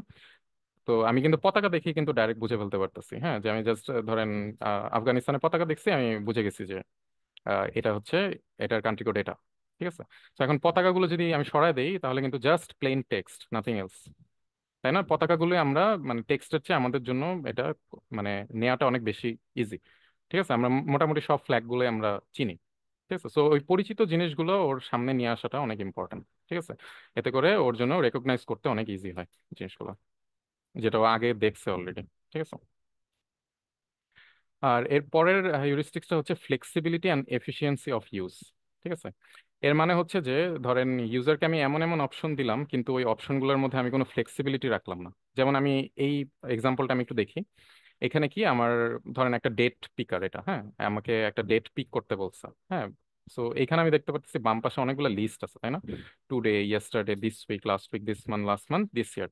ওকে, ভালো, অনেকগুলো অপশন আছে, কিন্তু হোয়াট ইফ আমি হচ্ছে কাস্টমাইজ করতে চাই, আমি চাচ্ছি যে একটা ডেট রেঞ্জ অ্যাড করতে বা একটা পার্টিকুলার ডেট দিতে, হ্যাঁ, যেটা এখান থেকে কিন্তু আমি পারতেছি না এখন। ফর এক্সাম্পল, কাস্টম অপশনটা যদি আমি এখান থেকে উঠায় দিই, তাহলে কিন্তু বিষয়টা আমার জন্য ফ্লেক্সিবল হলো না, তাই না? আমি আমার কাজটা এফিসিয়েন্টলি করতে পারতেছি না, ঠিক না? যেই আমি এখানে কাস্টম অপশনটা দেখছি, ও আচ্ছা, নাইস, তো এখানে কাস্টম অপশনটা আছে। তো এটা ক্লিক করার পর দেখেন সুন্দরভাবে আপনাকে ও কি করছে, ক্যালেন্ডারটা আপনার চোখের সামনে দিয়ে দিচ্ছে, ঠিক আছে। দেন এইখান থেকে আপনি চাইলে একটা ডেট রেঞ্জ সিলেক্ট করতে পারতেছেন বা একটা পার্টিকুলার ডেট সিলেক্ট করতে পারতেছেন, হোয়াট এভার, এই জায়গার তাই না? মধ্যে একটু কোয়েশ্চেন করা যাবে? হ্যাঁ, সাকিব ভাই, শিওর ভাই।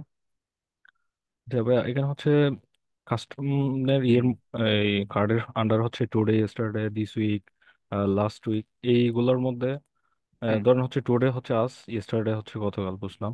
এখন আমি হচ্ছে তৃতীয় দিনের জন্য কি কিওয়ার্ড ইউজ করতে পারি?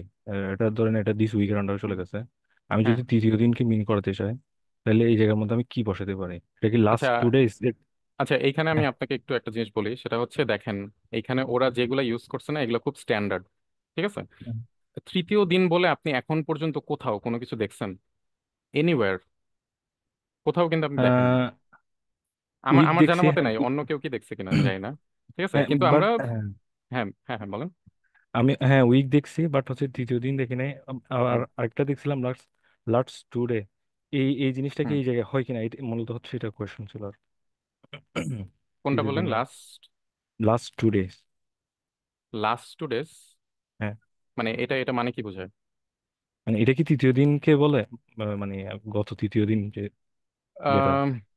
আহ না, না, না। তৃতীয় দিনকে বলতে হলে আপনার ডে আফটার টুমরো বলতে হবে, ঠিক আছে। আচ্ছা, ডে তো আফটার টু। ওইটা ধরেন আপনার যদি সিস্টেম যদি ধরেন এরকম হয় যে আমার ইউজারের জন্য তৃতীয় দিন অপশনটা থাকাটা জরুরি, হইতেই হ্যাঁ পারে, হ্যাঁ, মানে বলা যায় না, তাই না? আমি জানি না, আপনার হয়তো কি বলে আইডিয়া অনুযায়ী হইতেও পারে আমি এরকম আপনার একটা সিস্টেমের জায়গায় জন্য, ফেস ঠিক করছিলাম, আছে। এই কথা ধরেন বলতেছি। আপনি একটা প্রোডাক্ট ডিজাইন করতেছেন, আপনার একটা এরকম একটা প্রবলেম আসছে যে এখানে আমার উচিত যে ইউজারের জন্য এই লাইফটা ইজি করার জন্য ওকে এরকম একটা অপশন দেওয়া। সো আই থিঙ্ক ওই ক্ষেত্রে আমরা বলতে পারি যে ডে আফটার টুমরো, মানে টুমরোর পরের দিনটাই তো আসলে তৃতীয় দিন, তাই না? ঠিক আছে। ওকে, আফটার টুমরো। হ্যাঁ। থ্যাংক ইউ ভাই। হ্যাঁ, সো এখানে এরকম ধরেন ওর কাছে আমরা বেশ কিছু টেমপ্লেট দিয়ে দিচ্ছি, and at the same time okay আমি ওর ওই ফ্লেক্সিবিলিটিটাও দিচ্ছি যে তুমি চাইলে তোমার মতো কাস্টমাইজও করে নিতে পারো, যে কোনো ডেট এখান থেকে পিক করতে পারো, ঠিক আছে। ওকে, তারপরেরটা হচ্ছে অ্যাস্থেটিক অ্যান্ড মিনিমালিস্ট ডিজাইন।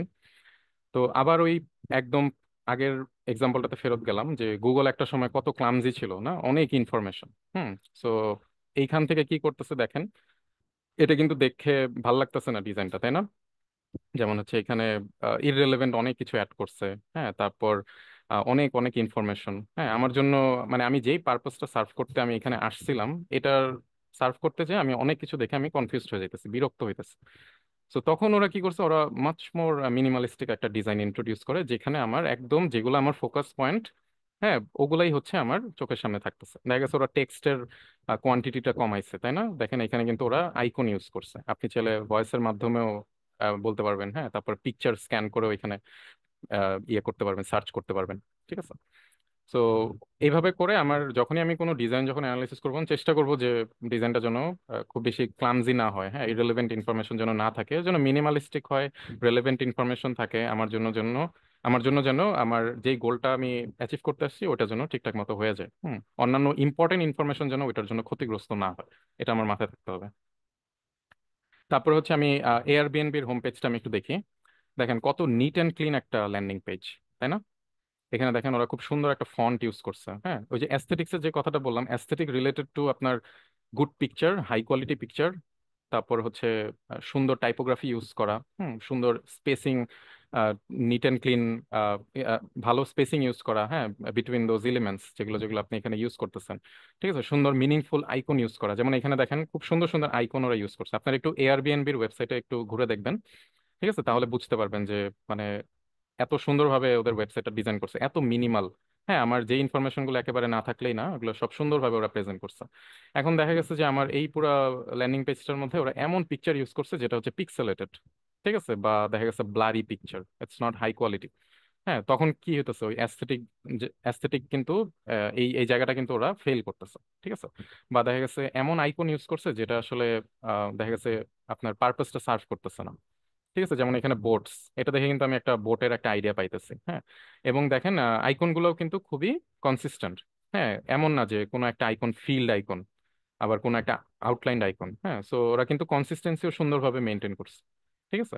এবং এই লেখাটার সাথে আইকন গুলোও কিন্তু ভিজুয়ালি সুন্দরভাবে কি বলে পারপাসটা সার্ভ করতেছে, ঠিক আছে। আপনি এই লেখাটা না পড়লেও মোটামুটি একটা ধারণা পাইতেছেন যে ও আচ্ছা এটা নৌকা, বোট ইত্যাদি এই টাইপের কিছু একটা বুঝাইতেছে, ঠিক আছে। তারপরে এই যে টপ অফ দ্য ওয়ার্ল্ড, দেখেন একদম মিনিমাল ওয়েতে কি সুন্দর করে দেখেন একটা মাউন্টেন দিছে, এটার একদম চূড়ায় হইতেছে একটা পতাকা দিছে, তাই না? আমি এই লেখাটা না দেখেও কিন্তু আমি বুঝতে পারতেছি যেটা আসলে কি বুঝাইতেছে, ঠিক আছে। সো এগুলো হচ্ছে আপনার অ্যাস্থেটিক মিনিমালিস্টিক ডিজাইনের কিছু এক্সাম্পল। সো আপনারা একটু বাসায় একটু দেখেন, মানে এটা নিজে নিজেকে একটু অ্যাসাইন করেন একটা অ্যাসাইনমেন্টের মতো, যে আরো এরকম কি গুড লুকিং ওয়েবসাইট আছে। হ্যাঁ, ওগুলোর মধ্যে ওদের ডিজাইনগুলো কিরকম, ওদের ডিজাইন কি অনেক বেশি ক্লাটার্ড কিনা উইথ টু মাচ ইনফরমেশন, ঠিক আছে, বা কোনটা মিনিমালিস্টিক ডিজাইন। হ্যাঁ, সো এই এই জায়গাগুলো একটু ইনভেস্টিগেট করে দেখেন। হ্যাঁ, খুব মজা পাবেন মানে এগুলো দেখলে, অ্যানালাইসিস করলে। এই হিউরিস্টিক্স গুলো ধরেন এটা লিস্টটা হাতে নিয়ে দেন হচ্ছে অ্যানালাইসিস গুলো করবেন। ওকে, আচ্ছা, তারপরেটা হচ্ছে হেল্প ইউজার্স রেকগনাইজ, আমরা অলমোস্ট শেষের দিকে। তো আই থিঙ্ক আর এক দুইটা বাকি আছে। Help users recognise, diagnose and recover from errors, ঠিক আছে। যে আপনার ইউজার কিন্তু আপনার সিস্টেমে এসে অনেক ধরনের ভুল করতে পারে, তাই না? সো আপনার ওই জায়গাটাতে কি হইতে হবে, আপনার ওর হয়ে চিন্তা করতে হবে যে ও কি ধরনের ভুল করতে পারে, ওর ওই ভুলটাকে আমি কিভাবে পয়েন্ট আউট করতে পারি, এবং ওইখান থেকে কিভাবে ওকে বের হওয়ার একটা সুযোগ করে দিতে পারি, তাই না? সো আমি যদি এখানে বাম পাশে দেখি, দেখেন আমাকে একটা সুন্দর একটা টোস্ট নোটিফিকেশন আমাকে দিচ্ছে, তাই না, যে একটা এরর, একটা ওয়ার্নিং মেসেজ, সেটা হচ্ছে লাল কালারে আমাকে প্রেজেন্ট করছে। লাল কি, লাল কালারটা খুবই একটা সেন্সিটিভ কালার, তাই না? এটা হচ্ছে কি, আমরা ধরেন আমরা যদি কোনো ভুল করে থাকি, একটা এরর হয়েছে, হ্যাঁ, সো সেই ক্ষেত্রে হচ্ছে আমাকে, আমরা কিন্তু সাধারণত এই রেড কালারটা ইউজ করে থাকি। ধরেন আপনি ভালো কিছু করছেন, সেই ক্ষেত্রে কি কখনো দেখছেন যে রেড কালারটা ইউজ করা হয়? এনিওয়ান, কেউ কি দেখছেন? ধরেন আপনি কোনো কিছু সাকসেস করছেন, হ্যাঁ, কোনো কিছু ভালো হয়েছে, কোনো কিছু ডান করছেন, সেই ক্ষেত্রে কিন্তু আমরা মানে কি ইউজ করি, গ্রিন কালারটাকে আমরা প্রমোট করি, তাই না? ঠিক আছে। সো এরকম দেখেন ও সুন্দর মতো আমাকে কিন্তু এখানে বুঝাইছে যে তুমি কিন্তু একটা ঝামেলা করছো, হ্যাঁ, তোমার আপলোডটা কিন্তু ফেল হয়েছে। হ্যাঁ, যে তারপর আবার এখানে সুন্দর করে আমাকে এক্সপ্লেন করে দিচ্ছে যে আসলে প্রবলেমটা কি হয়েছে, যে মাই ফাইল এত, এই ফাইলটা could not be uploaded due to a mismatch in required column names, ঠিক আছে। সো আমাকে রিজনটাও বলে দিচ্ছে কিন্তু। সো তুমি চেক করো যে them against the requirements before trying again. So তুমি আগে রিকোয়ারমেন্টটা ভালো মতো পড়ো, তারপরে যে তুমি আপলোডটা করো, তাহলে হচ্ছে তোমার আর এই এররটা হবে না। সো দেখেন ওরা কিন্তু এই লিঙ্কটাও অ্যাড করে দিচ্ছে যে তুমি যদি তোমার রিকোয়ারমেন্টটা রিভিউ করতে চাও তাহলে এটাতে ক্লিক করে তুমি আগে ওটা রিভিউ করে নাও, ঠিক আছে। সো কি করলো, ইউজারকে ওরা হেল্প করতেছে। হ্যাঁ, ইউজার একটা ভুল করছে দেখে আমি যে ওরা ছেড়ে চলে যাব বিষয়টা কিন্তু তা না, আমি ওকে গাইড করতেছি, ওকে হেল্প করতেছি যেন ওই জায়গা থেকে বের হয়ে আসতে পারে, ঠিক আছে। সেম হচ্ছে ডান পাশে আমি যদি দেখি, আমি এখানে দেখা গেছে যে আমি পাসওয়ার্ডটা ম্যাচ করতে ভুল করছি, ঠিক আছে। বা সো এখানেও কি করছে, আমাকে বড় করে দেখেন এই ইনপুটটা আমাকে রেড কালারে দেখাইছে, এই তুমি কিন্তু ভুল করছো। কি ভুল করছি নিচে দেখা দিচ্ছে যে আমার, তোমার যদি পাসওয়ার্ডটা ঠিকঠাক মতো ম্যাচ করতে হয় তাহলে কি করতে হবে, বা নিউ পাসওয়ার্ড যখন তুমি দিবা তখন কি করতে হবে, অ্যাটলিস্ট 8টা ক্যারেক্টারে হইতে হবে, ঠিক আছে। যেটা আমার স্যাটিসফাই করছে, দেখেন এখানে অলরেডি কিন্তু 8 ক্যারেক্টার আই থিঙ্ক হয়েছে, 1 2 3 4 5 6 7 8 হয়ে গেছে। সো এই কারণে এখানে আমার দেখাইছে যে তোমার এটা ডান, ঠিক আছে। কিন্তু অ্যাটলিস্ট ওয়ান নাম্বার, যেহেতু এখানে হয়তোবা ও কোনো নাম্বার টাম্বার অ্যাড করে না, এই কারণে এখানে দেখা যাচ্ছে যে একটা এরর হয়েছে। দেন লাস্টেরটা হচ্ছে কোনো আপার কেস ইউজ করছে কিনা, আপার কেস এখানে ইউজ করছে, এই কারণে হচ্ছে এখানে দেখাচ্ছে যে হয়েছে। সো ও কিন্তু মোটামুটি এখন শিওর যে আমি জাস্ট একটা জায়গাতেই ভুল করছি, এটা ফিক্স করলে আমার এটা হয়ে যাচ্ছে, এররটা ঠিক হয়ে যাবে, তাই না? সো এরকম ভাবে আপনি যখন কোনো সিস্টেম ডিজাইন করবেন, ইন্টারফেস ডিজাইন করতেছেন, সেইখানে আপনার এই জিনিসগুলো মাথায় রাখতে হবে যে ইউজার কিন্তু ভুল করবে, একদম স্বাভাবিক। আমি কতটুকু ওকে গাইড করতে পারি, এটা অনেক ইম্পর্ট্যান্ট।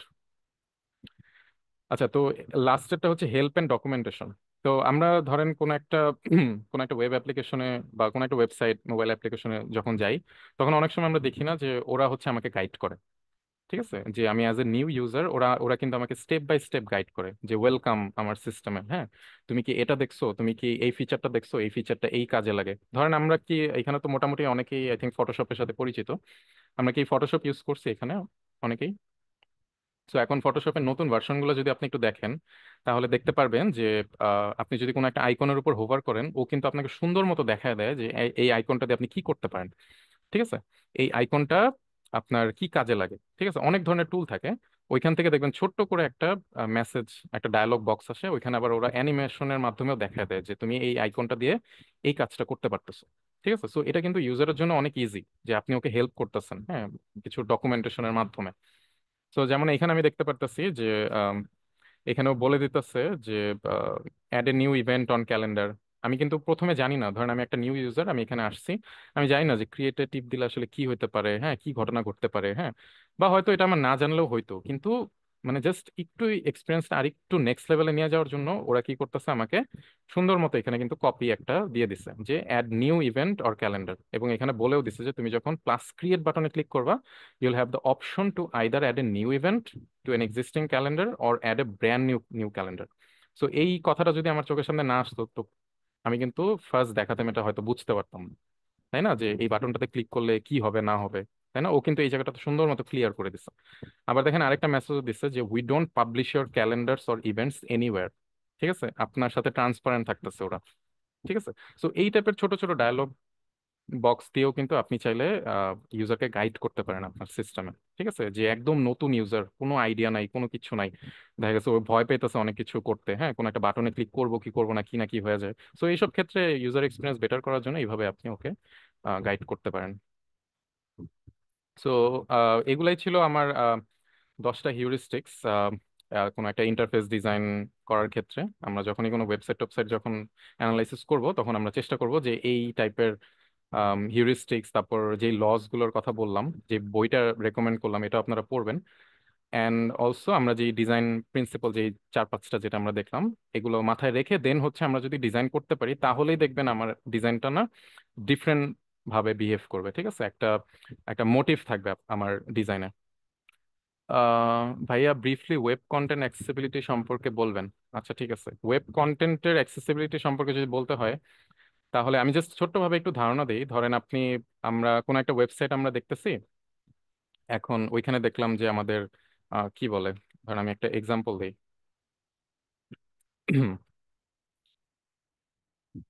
ধরেন এটা একটা ফ্রেম, এইখানে ধরেন আমার একটা বাটন আছে। আমি কিন্তু অলরেডি এই জিনিসটা আমি কাভার করছি, ঠিক আছে, অ্যাক্সেসিবিলিটি ইস্যুটা কিন্তু আমি অলরেডি দেখাইছি। ওই যে মনে আছে যে বললাম যে বাটনটা এত বেশি ছোট। হিউরিস্টিক্স কি আরো আছে ভাইয়া, আই মিন এই 10টার বাইরে?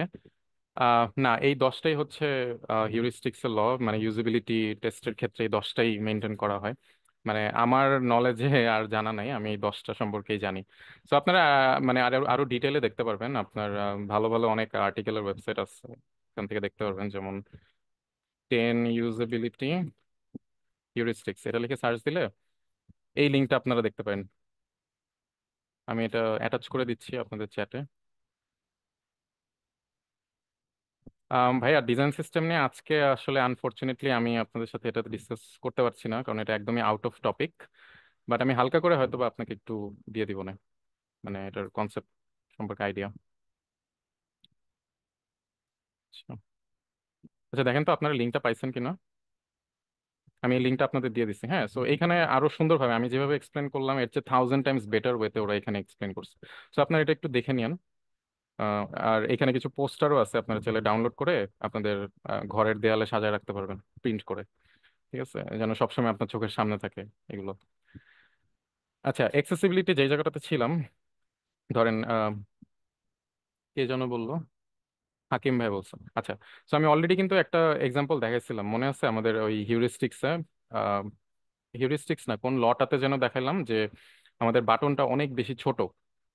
হ্যাঁ, অনেক বেশি, এটার উইডথটা অনেক বেশি ছোট এবং এরিয়াটা খুবই কম।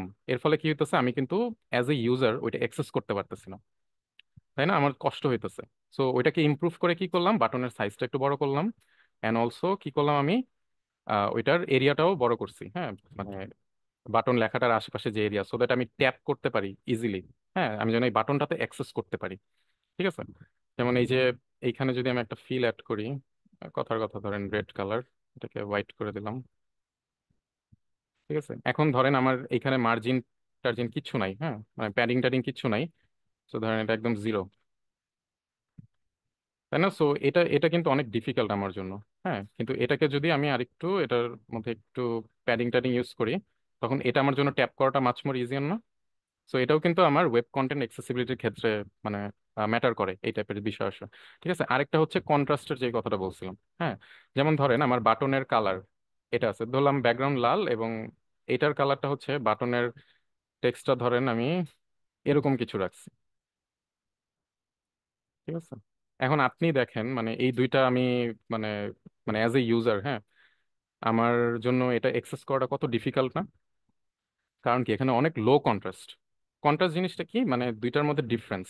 আমার ব্যাকগ্রাউন্ডে যেই কালারটা আছে সেটার সাথে আমার যে সার্ফ মানে উপরে, হ্যাঁ, ফোরগ্রাউন্ড এলিমেন্ট যেটা উইচ ইজ বাটন টেক্সট, এইটা দুইটার মধ্যে একটা ডিফারেন্স থাকতে হবে। হ্যাঁ, এই কিন্তু দেখা গেছে কি এই এটার সাথে ব্যাকগ্রাউন্ড কালারটার সাথে এই বাটন কালারটা প্রপার কি ডিফারেন্স ক্রিয়েট করতে পারতেছে না। দ্যাটস ওয়াই হচ্ছে আমার বাটন লেখাটা পড়তে অনেক অসুবিধা হইতেছে। ঠিক আছে, কিন্তু আমি যদি এটাকে আরেকটু কি করি, এটার যদি আরেকটু লাইট বাড়াই, হ্যাঁ, মানে আরেকটু কি বলে এটাকে আরেকটু লাইট করি, হ্যাঁ, তখন কি হইতেছে, এটা আরেকটু ভিজিবল হইতেছে আমার জন্য অ্যাক্সেস করাটা আরেকটু ইজিয়ার, তাই না? এখন এটার কন্ট্রাস্টটা কিন্তু স্যাটিসফাই করতেছে ঠিকঠাক মতো। ঠিক আছে, সো এরকম কিছু আপনার কন্ট্রাস্ট চেক করার কিছু ওয়েবসাইট আছে আপনার, এই যে এটা ঠিক আছে। সো এই ওয়েবসাইটের লিঙ্কটা আমি দিয়ে দিই আপনাদের, আপনারা একটু এখান থেকে আপনাদের ব্যাকগ্রাউন্ড এবং ফোরগ্রাউন্ড যে এলিমেন্ট, হ্যাঁ, ওইটার কালারটা এইভাবে দিয়ে চাইলে দেখতে পারেন। আমি লিঙ্কটা দিয়ে দিচ্ছি, আপনারা একটু অ্যাক্সেস করে নিন। সো ধরেন আমার টেক্সট কালারটা কি ছিল, টেক্সট কালারটা আগে কি ছিল এখানে, এটা ছিল না। সো আমি এটার কালারটা নিলাম, নেয়ার পর ধরেন আমি টেক্সট কালারটা এখানে দিলাম, হ্যাঁ, এবং আমার ব্যাকগ্রাউন্ড কালারটা কি ছিল, এটা। তো আমি এখানে ব্যাকগ্রাউন্ড কালারটা দিয়ে দিলাম। দেখেন আমার চোখ কিন্তু নষ্ট হয়ে যাইতেছে এটা দেখতে, তাই না? সো চিন্তা করেন আপনি এমন একটা ওয়েবসাইট বানাইছেন যেখানে হচ্ছে এরকম কন্টেন্টে ভরা। সো ইউজার কিন্তু বিরক্ত হয়ে যাবে, হ্যাঁ, ইউজারের চোখ নষ্ট হয়ে যাবে। ধরলাম আমাদের বয়স কম, আমরা হয়তো কষ্ট মষ্ট করে এটা দেখতে পারলাম, বাট হোয়াট ইফ একজন সামওয়ান উইথ ভিজুয়াল ইম্পেয়ারমেন্টস, যার হচ্ছে দেখা মানে চোখে দেখতে অনেক অসুবিধা হয়, হ্যাঁ, মানে আমার চেয়ে অনেক হাই পাওয়ারের চশমা ইউজ করে, হ্যাঁ, সো ওর জন্য কিন্তু এটা অনেক ঝামেলা, ও কন্টেন্ট পড়তেই পারবে না, তাহলে আপনার সিস্টেমের সাথে কিভাবে ইন্টারাক্ট করবে, তাই না? সো আপনি যখনই কোনো ওয়েব রিলেটেড প্রজেক্ট টজেক্ট করবেন, তখন হচ্ছে আপনার এই বিষয় আশয়গুলো মাথায় রাখতে হবে। ঠিক আছে, দেখেন ও অনেক পুর একটা রেজাল্ট দিচ্ছে। ঠিক আছে, যে তুমি যে টেক্সটটা এখানে লিখছো সেটা কিন্তু তোমার ইউজার কিন্তু ভালো মতো পড়তেই পারবে না। ওকে, তারপর হচ্ছে আরো অনেকভাবে দেখানো যায়। ধরেন আমি যদি একটা টেক্সট লিখি, দিস ইজ আ হেডলাইন, ঠিক আছে, এবং এইখানে ধরেন, সো এই হেডলাইনটা মনে করেন আমার ওয়েবসাইটের কোনো একটা জায়গায় আছে। হুম, ধরেন এটা আইডিয়ালি থাকা উচিত অনেক বড়। ঠিক আছে, হেডলাইন তো কি হয় মানে সচরাচর বড় হয়ে থাকে, তাই না? মানে সচরাচর না, মানে বড়ই হয়। সো এটা যদি আপনি দেখা গেছে মানে এত ছোট দিছেন হেডলাইন, হ্যাঁ, মানে এত ছোট, মানে এটা তো আমি পড়তেই পারতেছি না আসলে কি বোঝায়, তাই না? সো এটাও কিন্তু আমার এই ওয়েবসাইটের যে যেটা বললাম যে অ্যাক্সেসিবিলিটি, হ্যাঁ, এটাও ফেল করতেছে। সো অনেকগুলো ক্ষেত্রে হয়, কালারের ক্ষেত্রে, তারপরে যে সাইজের ক্ষেত্রে। হুম, এই এই বিষয়গুলো আমার মাথায় রাখলে আমি হইতেছে যখনই কোনো কি বলে ওয়েবসাইট বা এরকম ডিজিটাল প্রোডাক্ট ডিজাইন করব, তখন হচ্ছে আমার এই অ্যাক্সেসিবিলিটি ইস্যুগুলো একটু মাথায় রাখতে হবে। আই হোপ ভাইয়া মানে মোটামুটি একটা ধারণা পাইছেন। হাকিম ভাইয়া যদি একটু বলতেন।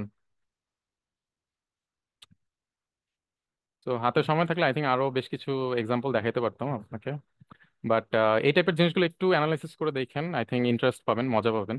ঠিক আছে, যে কোনো কালারই আপনার ঠিকঠাক মতো কন্ট্রাস্ট আসতেছে কিনা, হ্যাঁ, এটা মাথায় রেখে দেন হচ্ছে ডিজাইনগুলো করবেন। ঠিক আছে, জাস্ট কিছু সিম্পল ট্রিক একটু মাথায় রাখেন, যে dark against light, light against dark, তাই না, বিগ স্মল, হ্যাঁ। সো এই টাইপের ডিফারেন্স গুলো যদি আপনি আপনার ডিজাইনে বজায় রাখতে পারেন, তাহলেই দেখবেন সুন্দর আপনার ওয়েব কন্টেন্ট গুলো অনেক ইজিলি অ্যাক্সেস করতে পারবে আপনার ইউজাররা। ঠিক আছে, ওকে। তারপর আরেক ভাইয়া বলছিল যে ডিজাইন সিস্টেম সম্পর্কে। ভাইয়া ডিজাইন সিস্টেম বিষয়টা হইতেছে এটা একটা, আপনার আপনি যখন কোনো একটা প্রোডাক্ট ডিজাইন করতেছেন, আপনার একটা ডিজাইন সিস্টেম মেনটেন করাটা অনেক মানে দরকার। হ্যাঁ, এর কারণটা হচ্ছে আপনার ডিজাইন সিস্টেম জিনিসটা কি, design system basically set of rules. হ্যাঁ, যে আপনি যে প্রোডাক্টটা ডিজাইন করতেছেন সেখানের যা যা করতেছেন, যেই যে অ্যাক্টিভিটি গুলো আপনি করতেছেন, হ্যাঁ, ফন্ট ইউজ করতেছেন, কি ফন্ট ইউজ করতেছেন, ফন্টের কি সাইজ ইউজ করতেছেন, কি ধরনের কালার প্যালেট ইউজ করতেছেন, কি ধরনের স্পেসিং ইউজ করতেছেন, কি ধরনের কম্পোনেন্ট ইউজ করতেছেন, সবকিছু ডকুমেন্টেশন হচ্ছে ওই ডিজাইন সিস্টেমটার ভেতরে থাকে। বুঝতে পারছেন? সো এটা বেসিক্যালি আপনার মনে করেন একটা বিধান, আপনি যেই প্রোডাক্টটা বানাইতে চাইতেছেন ওইটার গাইডলাইনটা হচ্ছে ওই ডিজাইন সিস্টেমের ভেতর থাকে। ঠিক আছে, সো এর ফলে যেটা হয় যে আমরা যখন কোলাবোরেট করি বা আমরা যখন এই ডিজাইনটা যখন আমরা বিল্ড করবো একটা সময়, হ্যাঁ, এর ফলে যেটা হয় আমার ডিজাইনটা কনসিস্টেন্ট থাকে, যে আমরা কিন্তু এই স্পেসিং যেটা আমি এখানে ডিক্লেয়ার করে দিছি এর বাইরে আমি কিছু ইউজ করতেছি না, আমি যে কালার প্যালেট গুলো ডিক্লেয়ার করছি এর বাইরে আমি কোনো কিছু ইউজ করতেছি না। ঠিক আছে, সো ডেভেলপাররাও প্যারা খাবে না, হ্যাঁ, এবং অ্যাজ এ ডিজাইনার আপনার ডিজাইনও দেখবেন অনেক কনসিস্টেন্ট হবে। ঠিক আছে, কোনো রকমের মেজারমেন্টে কোনো ঝামেলা হবে না। ঠিক আছে, সো সোজা কথায় এটা হচ্ছে একটা গাইডলাইন। ঠিক আছে, যেখানে কম্পোনেন্ট থাকে, আপনার আপনার ডিজাইনে যেই ধরনের স্টাইলগুলো আপনি ইউজ করবেন, কালার, ফন্ট, হুম, তারপরে যাবতীয় যাই ইউজ করেন না কেন সবকিছু হচ্ছে ওই ডিজাইন সিস্টেমটার মধ্যে আমার ডিক্লেয়ার করা থাকতে হবে। হোপফুলি ডিজাইন সিস্টেমের কনসেপ্টটা বুঝতে পারছেন ভাইয়া। আম, আজহার মিয়া ভাইয়া, আচ্ছা, আমার আমার এন্ড থেকে শেষ, হ্যাঁ, আমার প্রেজেন্টেশন শেষ। সো আপনাদের এন্ড থেকে যদি কোনো রকমের কোয়েশ্চেন থাকে ফিল ফ্রি টু আস্ক। আসসালামু আলাইকুম। আমি একটু অ্যাড করতে চাচ্ছি যে আপনাদের আনমিউট করার অ্যাক্সেস দেওয়া হয়েছে, আপনারা কাইন্ডলি আনমিউট করে ভাইয়া কোয়েশ্চেন্স করেন। অ্যান্ড এগেইন আমি হচ্ছে ভাইয়া যেটা আগেও বলেছে আমি ওটা বলে দিচ্ছি যে আমি চ্যাট বক্সের মধ্যে ডিটেলস দিয়ে দিয়েছি আমাদের কোর্সের, আপনারা আমাদের ওয়েবসাইট একটু ঘুরে আসেন। এন্ড আমাদের কয়েকটা কুপন করে চলতেছে, যেমন এখন হচ্ছে আপস্কিল 28, এই কুপনটা চলতেছে, এটা আপনি আমাদের ওয়েবসাইটে গেলেই পাবেন বা আমাদের ফেসবুক পেজ ঘুরে আসলেই পাবেন। এন্ড আরেকটা জিনিস, আমরা হচ্ছে এই ওয়েবিনারের রেকর্ডিংটা হচ্ছে দিয়ে দিব, যদি আপনারা হচ্ছে আমার একটা ফর্ম দেওয়া হয়েছে ওই ফর্মটা যদি ফিল আপ করেন, তো প্লিজ ফর্মটা ফিল আপ করে ফেলেন। এন্ড অ্যাজ ইউজুয়াল কোর্সের ডিটেলস দেওয়া আছে। তাছাড়া প্লিজ ভাইয়াকে এখন কোয়েশ্চেন করেন, আনমিউট করে। Thank you. আচ্ছা, আমি একটু হাকিম ভাইয়ের একটা কোশ্চেন আনসার দিই। হাকিম ভাই বলছে, ভাইয়া your favourite design books any recommendations. আচ্ছা, আপনি যদি, অনেকগুলো বই আছে আমার, আমি অনেক বই আমার খুব পছন্দের, এর মধ্যে একটা বই হইতেছে আপনি যদি আপনার ইউআই ডিজাইনকে অনেক ইমপ্রুভ করতে চান, নেক্সট লেভেলে নিতে চান, তাহলে এই বইটার কোনো বিকল্প নাই, রিফ্যাক্টরিং ইউআই। হ্যাঁ, এটা আপনারা একটু অনলাইনে খুঁজলেই আই থিঙ্ক একটা ভার্সন পেয়ে যাবেন, পিডিএফ। ঠিক আছে, খুবই দারুণ একটা বই। আপনি ধরেন এখন একজন ভাই বললো না 5 বছরের একটা মানে ওনার এক্সপিরিয়েন্স আছে, এক্সপার্টিস আছে ইউআই ডিজাইনে। সো আই থিঙ্ক ভাইয়া অলরেডি এই বইটার সাথে পরিচিত। যদি না হয়ে থাকেন ভাইয়া, আমি আপনাকে সাজেস্ট করবো এই বইটা একটু দেখবেন। ঠিক আছে, আরো এরকম অনেক বই আছে, প্র্যাকটিক্যাল ইউআই নামেও বই আছে। সো এরকম বিভিন্ন নিশের জন্য ডিফারেন্ট ডিফারেন্ট বই আছে। তারপর ওই যে আরেকটা যেটা বললাম, আপনার যদি ইউএক্স লজ সম্পর্কে জানতে চান, তাহলে ওই যে লজ অফ ইউএক্স বইটা দেখতে পারেন, এটাও খুবই ভালো একটা বই, এই যে এটা। ঠিক আছে, তারপর হচ্ছে ডিজাইন অফ এভরিডে থিংস, আরেকটা বই আছে, এটাও খুব ভালো একটা বই, মানে দুর্দান্ত একটা বই। আপনি এই বইটা যদি পড়েন তাহলে হচ্ছে আপনি পুরো ওয়ার্ল্ডটাকে ডিফারেন্টলি দেখা স্টার্ট করবেন। ঠিক আছে, আম, আমরা তো এখানে কথা বলতেছি ডিজিটাল প্রোডাক্ট টোডাক্ট নিয়ে, তাই না, কিন্তু আমরা কিন্তু ফিজিক্যাল প্রোডাক্টও কিন্তু আমরা ডে টু ডে বেসিসে ইউজ করতেছি, তাই না। সো যে আমি ধরেন একটা জগে করে পানি খাইতেছি, হ্যাঁ, মানে পানি ঢালতেছি, একটা গ্লাসে করে পানি খাইতেছি, হ্যাঁ, প্রত্যেকটা জিনিস যে আমার চোখের সামনে আছে এগুলোর পেছনে রিজন আছে। হ্যাঁ, প্রত্যেকটা জিনিস যারা ডিজাইন করছে প্রত্যেকটার পিছনে হচ্ছে আম, একটা মিনিং আছে। হ্যাঁ, অনেক রিসার্চ করা হয়েছে যে আমি যদি এটার হাতলটা এইভাবে না দিই ওইভাবে দিই, হ্যাঁ, তাহলে কি হবে, ইউজারের জন্য ইজি কিনা জিনিসগুলো। এই বইটা হচ্ছে এই খুঁটিনাটি ছোট ছোট বিষয়গুলো ওরা কাভার করছে। খুব ফাটাফাটি একটা বই, এটা অবশ্যই আপনারা চেষ্টা করবেন পড়ার। ঠিক আছে, আর আরো আছে, আমার এই মুহূর্তে মনে নাই। আপনারা জাস্ট একটু সার্চ দিয়েন popular UI UX related books. হ্যাঁ, এই যে আরেকটা, ডোন্ট মেক মি থিঙ্ক। ঠিক আছে, সো আপনি ওয়েবসাইট ডিজাইন করতে গেলে এই বইটা অনেক বেশি হেল্পফুল। ঠিক আছে, অনেক সুন্দর, অনেক সার্কাস্টিক ওয়েতে, অনেক হিউমার ইউজ করে হচ্ছে এই বইটা বানানো হয়েছে। আমার এই বইটা ছিল, আমার ভাই নিয়ে গেছে বইটা, আমার আবার কিনতে হবে। সো এটাও রেকমেন্ডেড, খুব ভালো বই।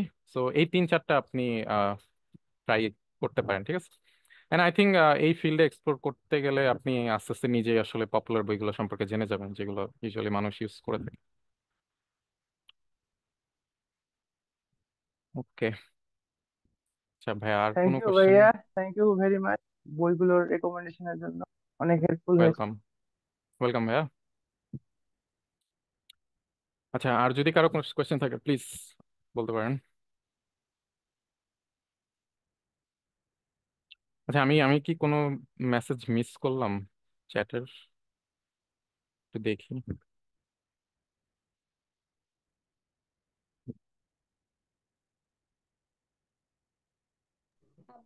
উপরে একটা কোয়েশ্চেন ছিল, I am not sure answer হয়েছে কিনা। দারাস কি জেকবস ল ফলো করে কিনা? ও হ্যাঁ হ্যাঁ, এটা আমি মানে যখন ওই জেকব স্লোটা দেখাইতেছিলাম তখনই দেখাই দিচ্ছি, অ্যান্সার করা হয়ে গেছে। যদি আর কারোর কোনো কোয়েশ্চেন থাকে প্লিজ মানে একদম ফিল ফ্রি টু আস্ক, আমি ট্রাই করবো আপনাদের অ্যান্সার গুলো দেওয়ার।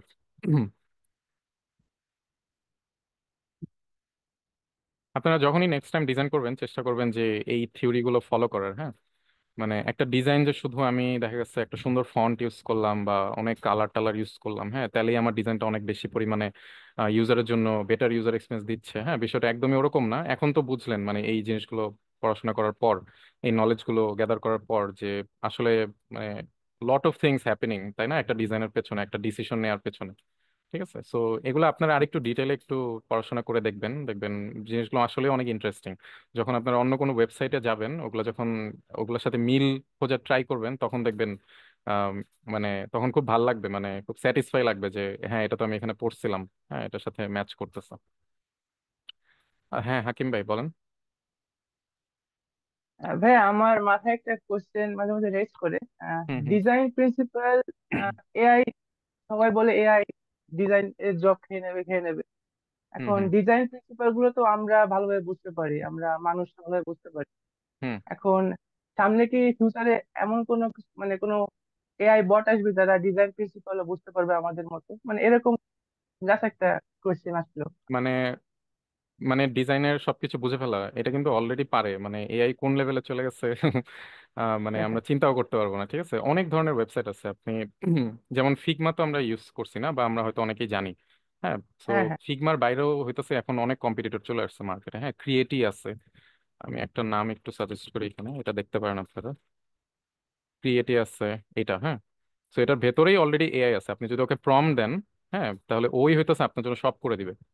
তারপর হচ্ছে আরেকটা মনে হয় আছে ইউআই জার্ড নামে, এটাও পাওয়ার্ড বাই এআই। ঠিক আছে, সো এগুলো আপনারা একটু মানে ঘাটাঘাটি করে দেখেন। মানে ওরা মানে এত ভালো রেজাল্ট দেয়, এত ভালো আউটপুট দেয়। ঠিক আছে, বাট এতটুকু শিওর থাকেন আপনার জব খাবে না। ঠিক আছে, মানে কিন্তু মানে সময়ের সাথে সাথে আপনি যত ভালোভাবে এআই জিনিসটাকে অ্যাডপ্ট করতে পারবেন, এটার সাথে মানায় চলতে পারবেন, তত হচ্ছে আপনার জব সিকিউর। ঠিক আছে, কারণ হিউম্যান ইনভলভমেন্ট কখনোই শেষ হবে না, যে কোনো কিছুতেই।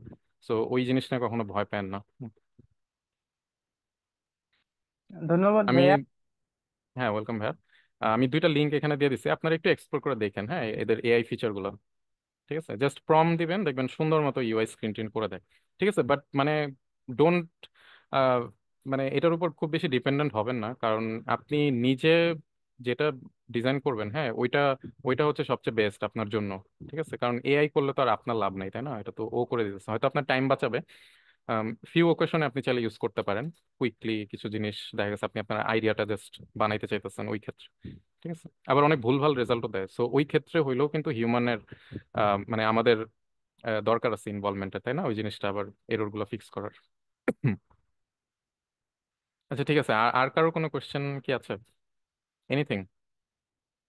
আচ্ছা, হাকিম ভাইয়া বলছে যে I got design of everyday things, I bought it last month. Great. তো চেষ্টা করবেন মানে পপুলার কিছু বই একটু নিজের সংগ্রহে রাখার, মাঝে মাঝে একটু এগুলো দেখার, মানে একবারে অ্যাট ওয়ান গো না পড়লেও মাঝে মাঝে একটা দুইটা চ্যাপ্টার একটু পড়ার ট্রাই করবেন। ঠিক আছে, সো এগুলো অনেক হেল্প করবে আপনাকে ডিজাইন ডিসিশন নিতে, হ্যাঁ, মানে পুরো এন্টায়ার ওয়ার্ল্ডটাকে ডিফারেন্টলি দেখতে। ঠিক আছে, হাকিম ভাই আপনার কাছে কেমন লাগছে বইটা? পড়া শুরু করছেন কি? না ভাইয়া, আমি এখনো পড়া শুরু করিনি, কিন্তু ওখানে ওটা আমার লিস্টে আছে। আমি একটু বর্তমানে ইউআই নিয়ে ঘাটাঘাটি করতেছি। ইউএক্স টা আপনার কাছ থেকে আমি আজকে অনেক কিছু জানলাম, এবং ভাইয়াকে আবার ধন্যবাদ। অনেক কিছু জানলাম, আর স্কুল করবো ইনশাল্লাহ। থ্যাংক ইউ ভাইয়া, আপনাকে অনেক থ্যাংক ইউ, এবং এখানে সবাইকে অনেক ধন্যবাদ। আপনারা আপনাদের এত ব্যস্ততম সময় থেকে এখানে টাইম বের করে এই ওয়েবিনারটাতে অ্যাটেন্ড করছেন। জানি না কতটুকু কি বুঝাইতে পারছি, but thank you so much for attend webinar. So এটাই আমার তরফ থেকে। আর যদি কারো কোনো কোয়েশ্চেন না থাকে, আমি অ্যাডমিনকে বলবো, আপনি আপনার পার্টটা কমপ্লিট করতে পারেন চাইলে। থ্যাংক ইউ সো মাচ ভাইয়া আমাকে থ্যাংক ফ্লোর ইউ দেওয়ার এভরিওয়ান, জন্য। That's all from my side. আল্লাহ হাফেজ, আসসালামু আলাইকুম, আহ, হোপফুলি আবার আমি কোনো সময় দেখা হবে। জি, থ্যাংক ইউ সো মাচ ভাইয়া again. I hope and pray ভাইয়ার ইনসাইটস দিয়ে আমাদের সবারই অনেক হেল্প হয়েছে। আমি আপনাদেরকে আমাদের কোর্সে ডিটেলস দিয়ে দিয়েছি অ্যাজ আই সেড, এবং আপনারা যদি ওয়েবিনার রেকর্ডিংটা চান তাহলে কাইন্ডলি ফর্মটা ফিল আপ করে ফেলবেন। আই হোপ যা ফিল আপ করে ফেলেছেন অলরেডি। আজকের জন্য এতটুকুই। আই হোপ আমাদের আপনাদের সাথে আবার দেখা হবে। থ্যাংক ইউ সো মাচ ভাইয়া। তাহলে আল্লাহ হাফিজ, তাহলে আসসালামু আলাইকুম।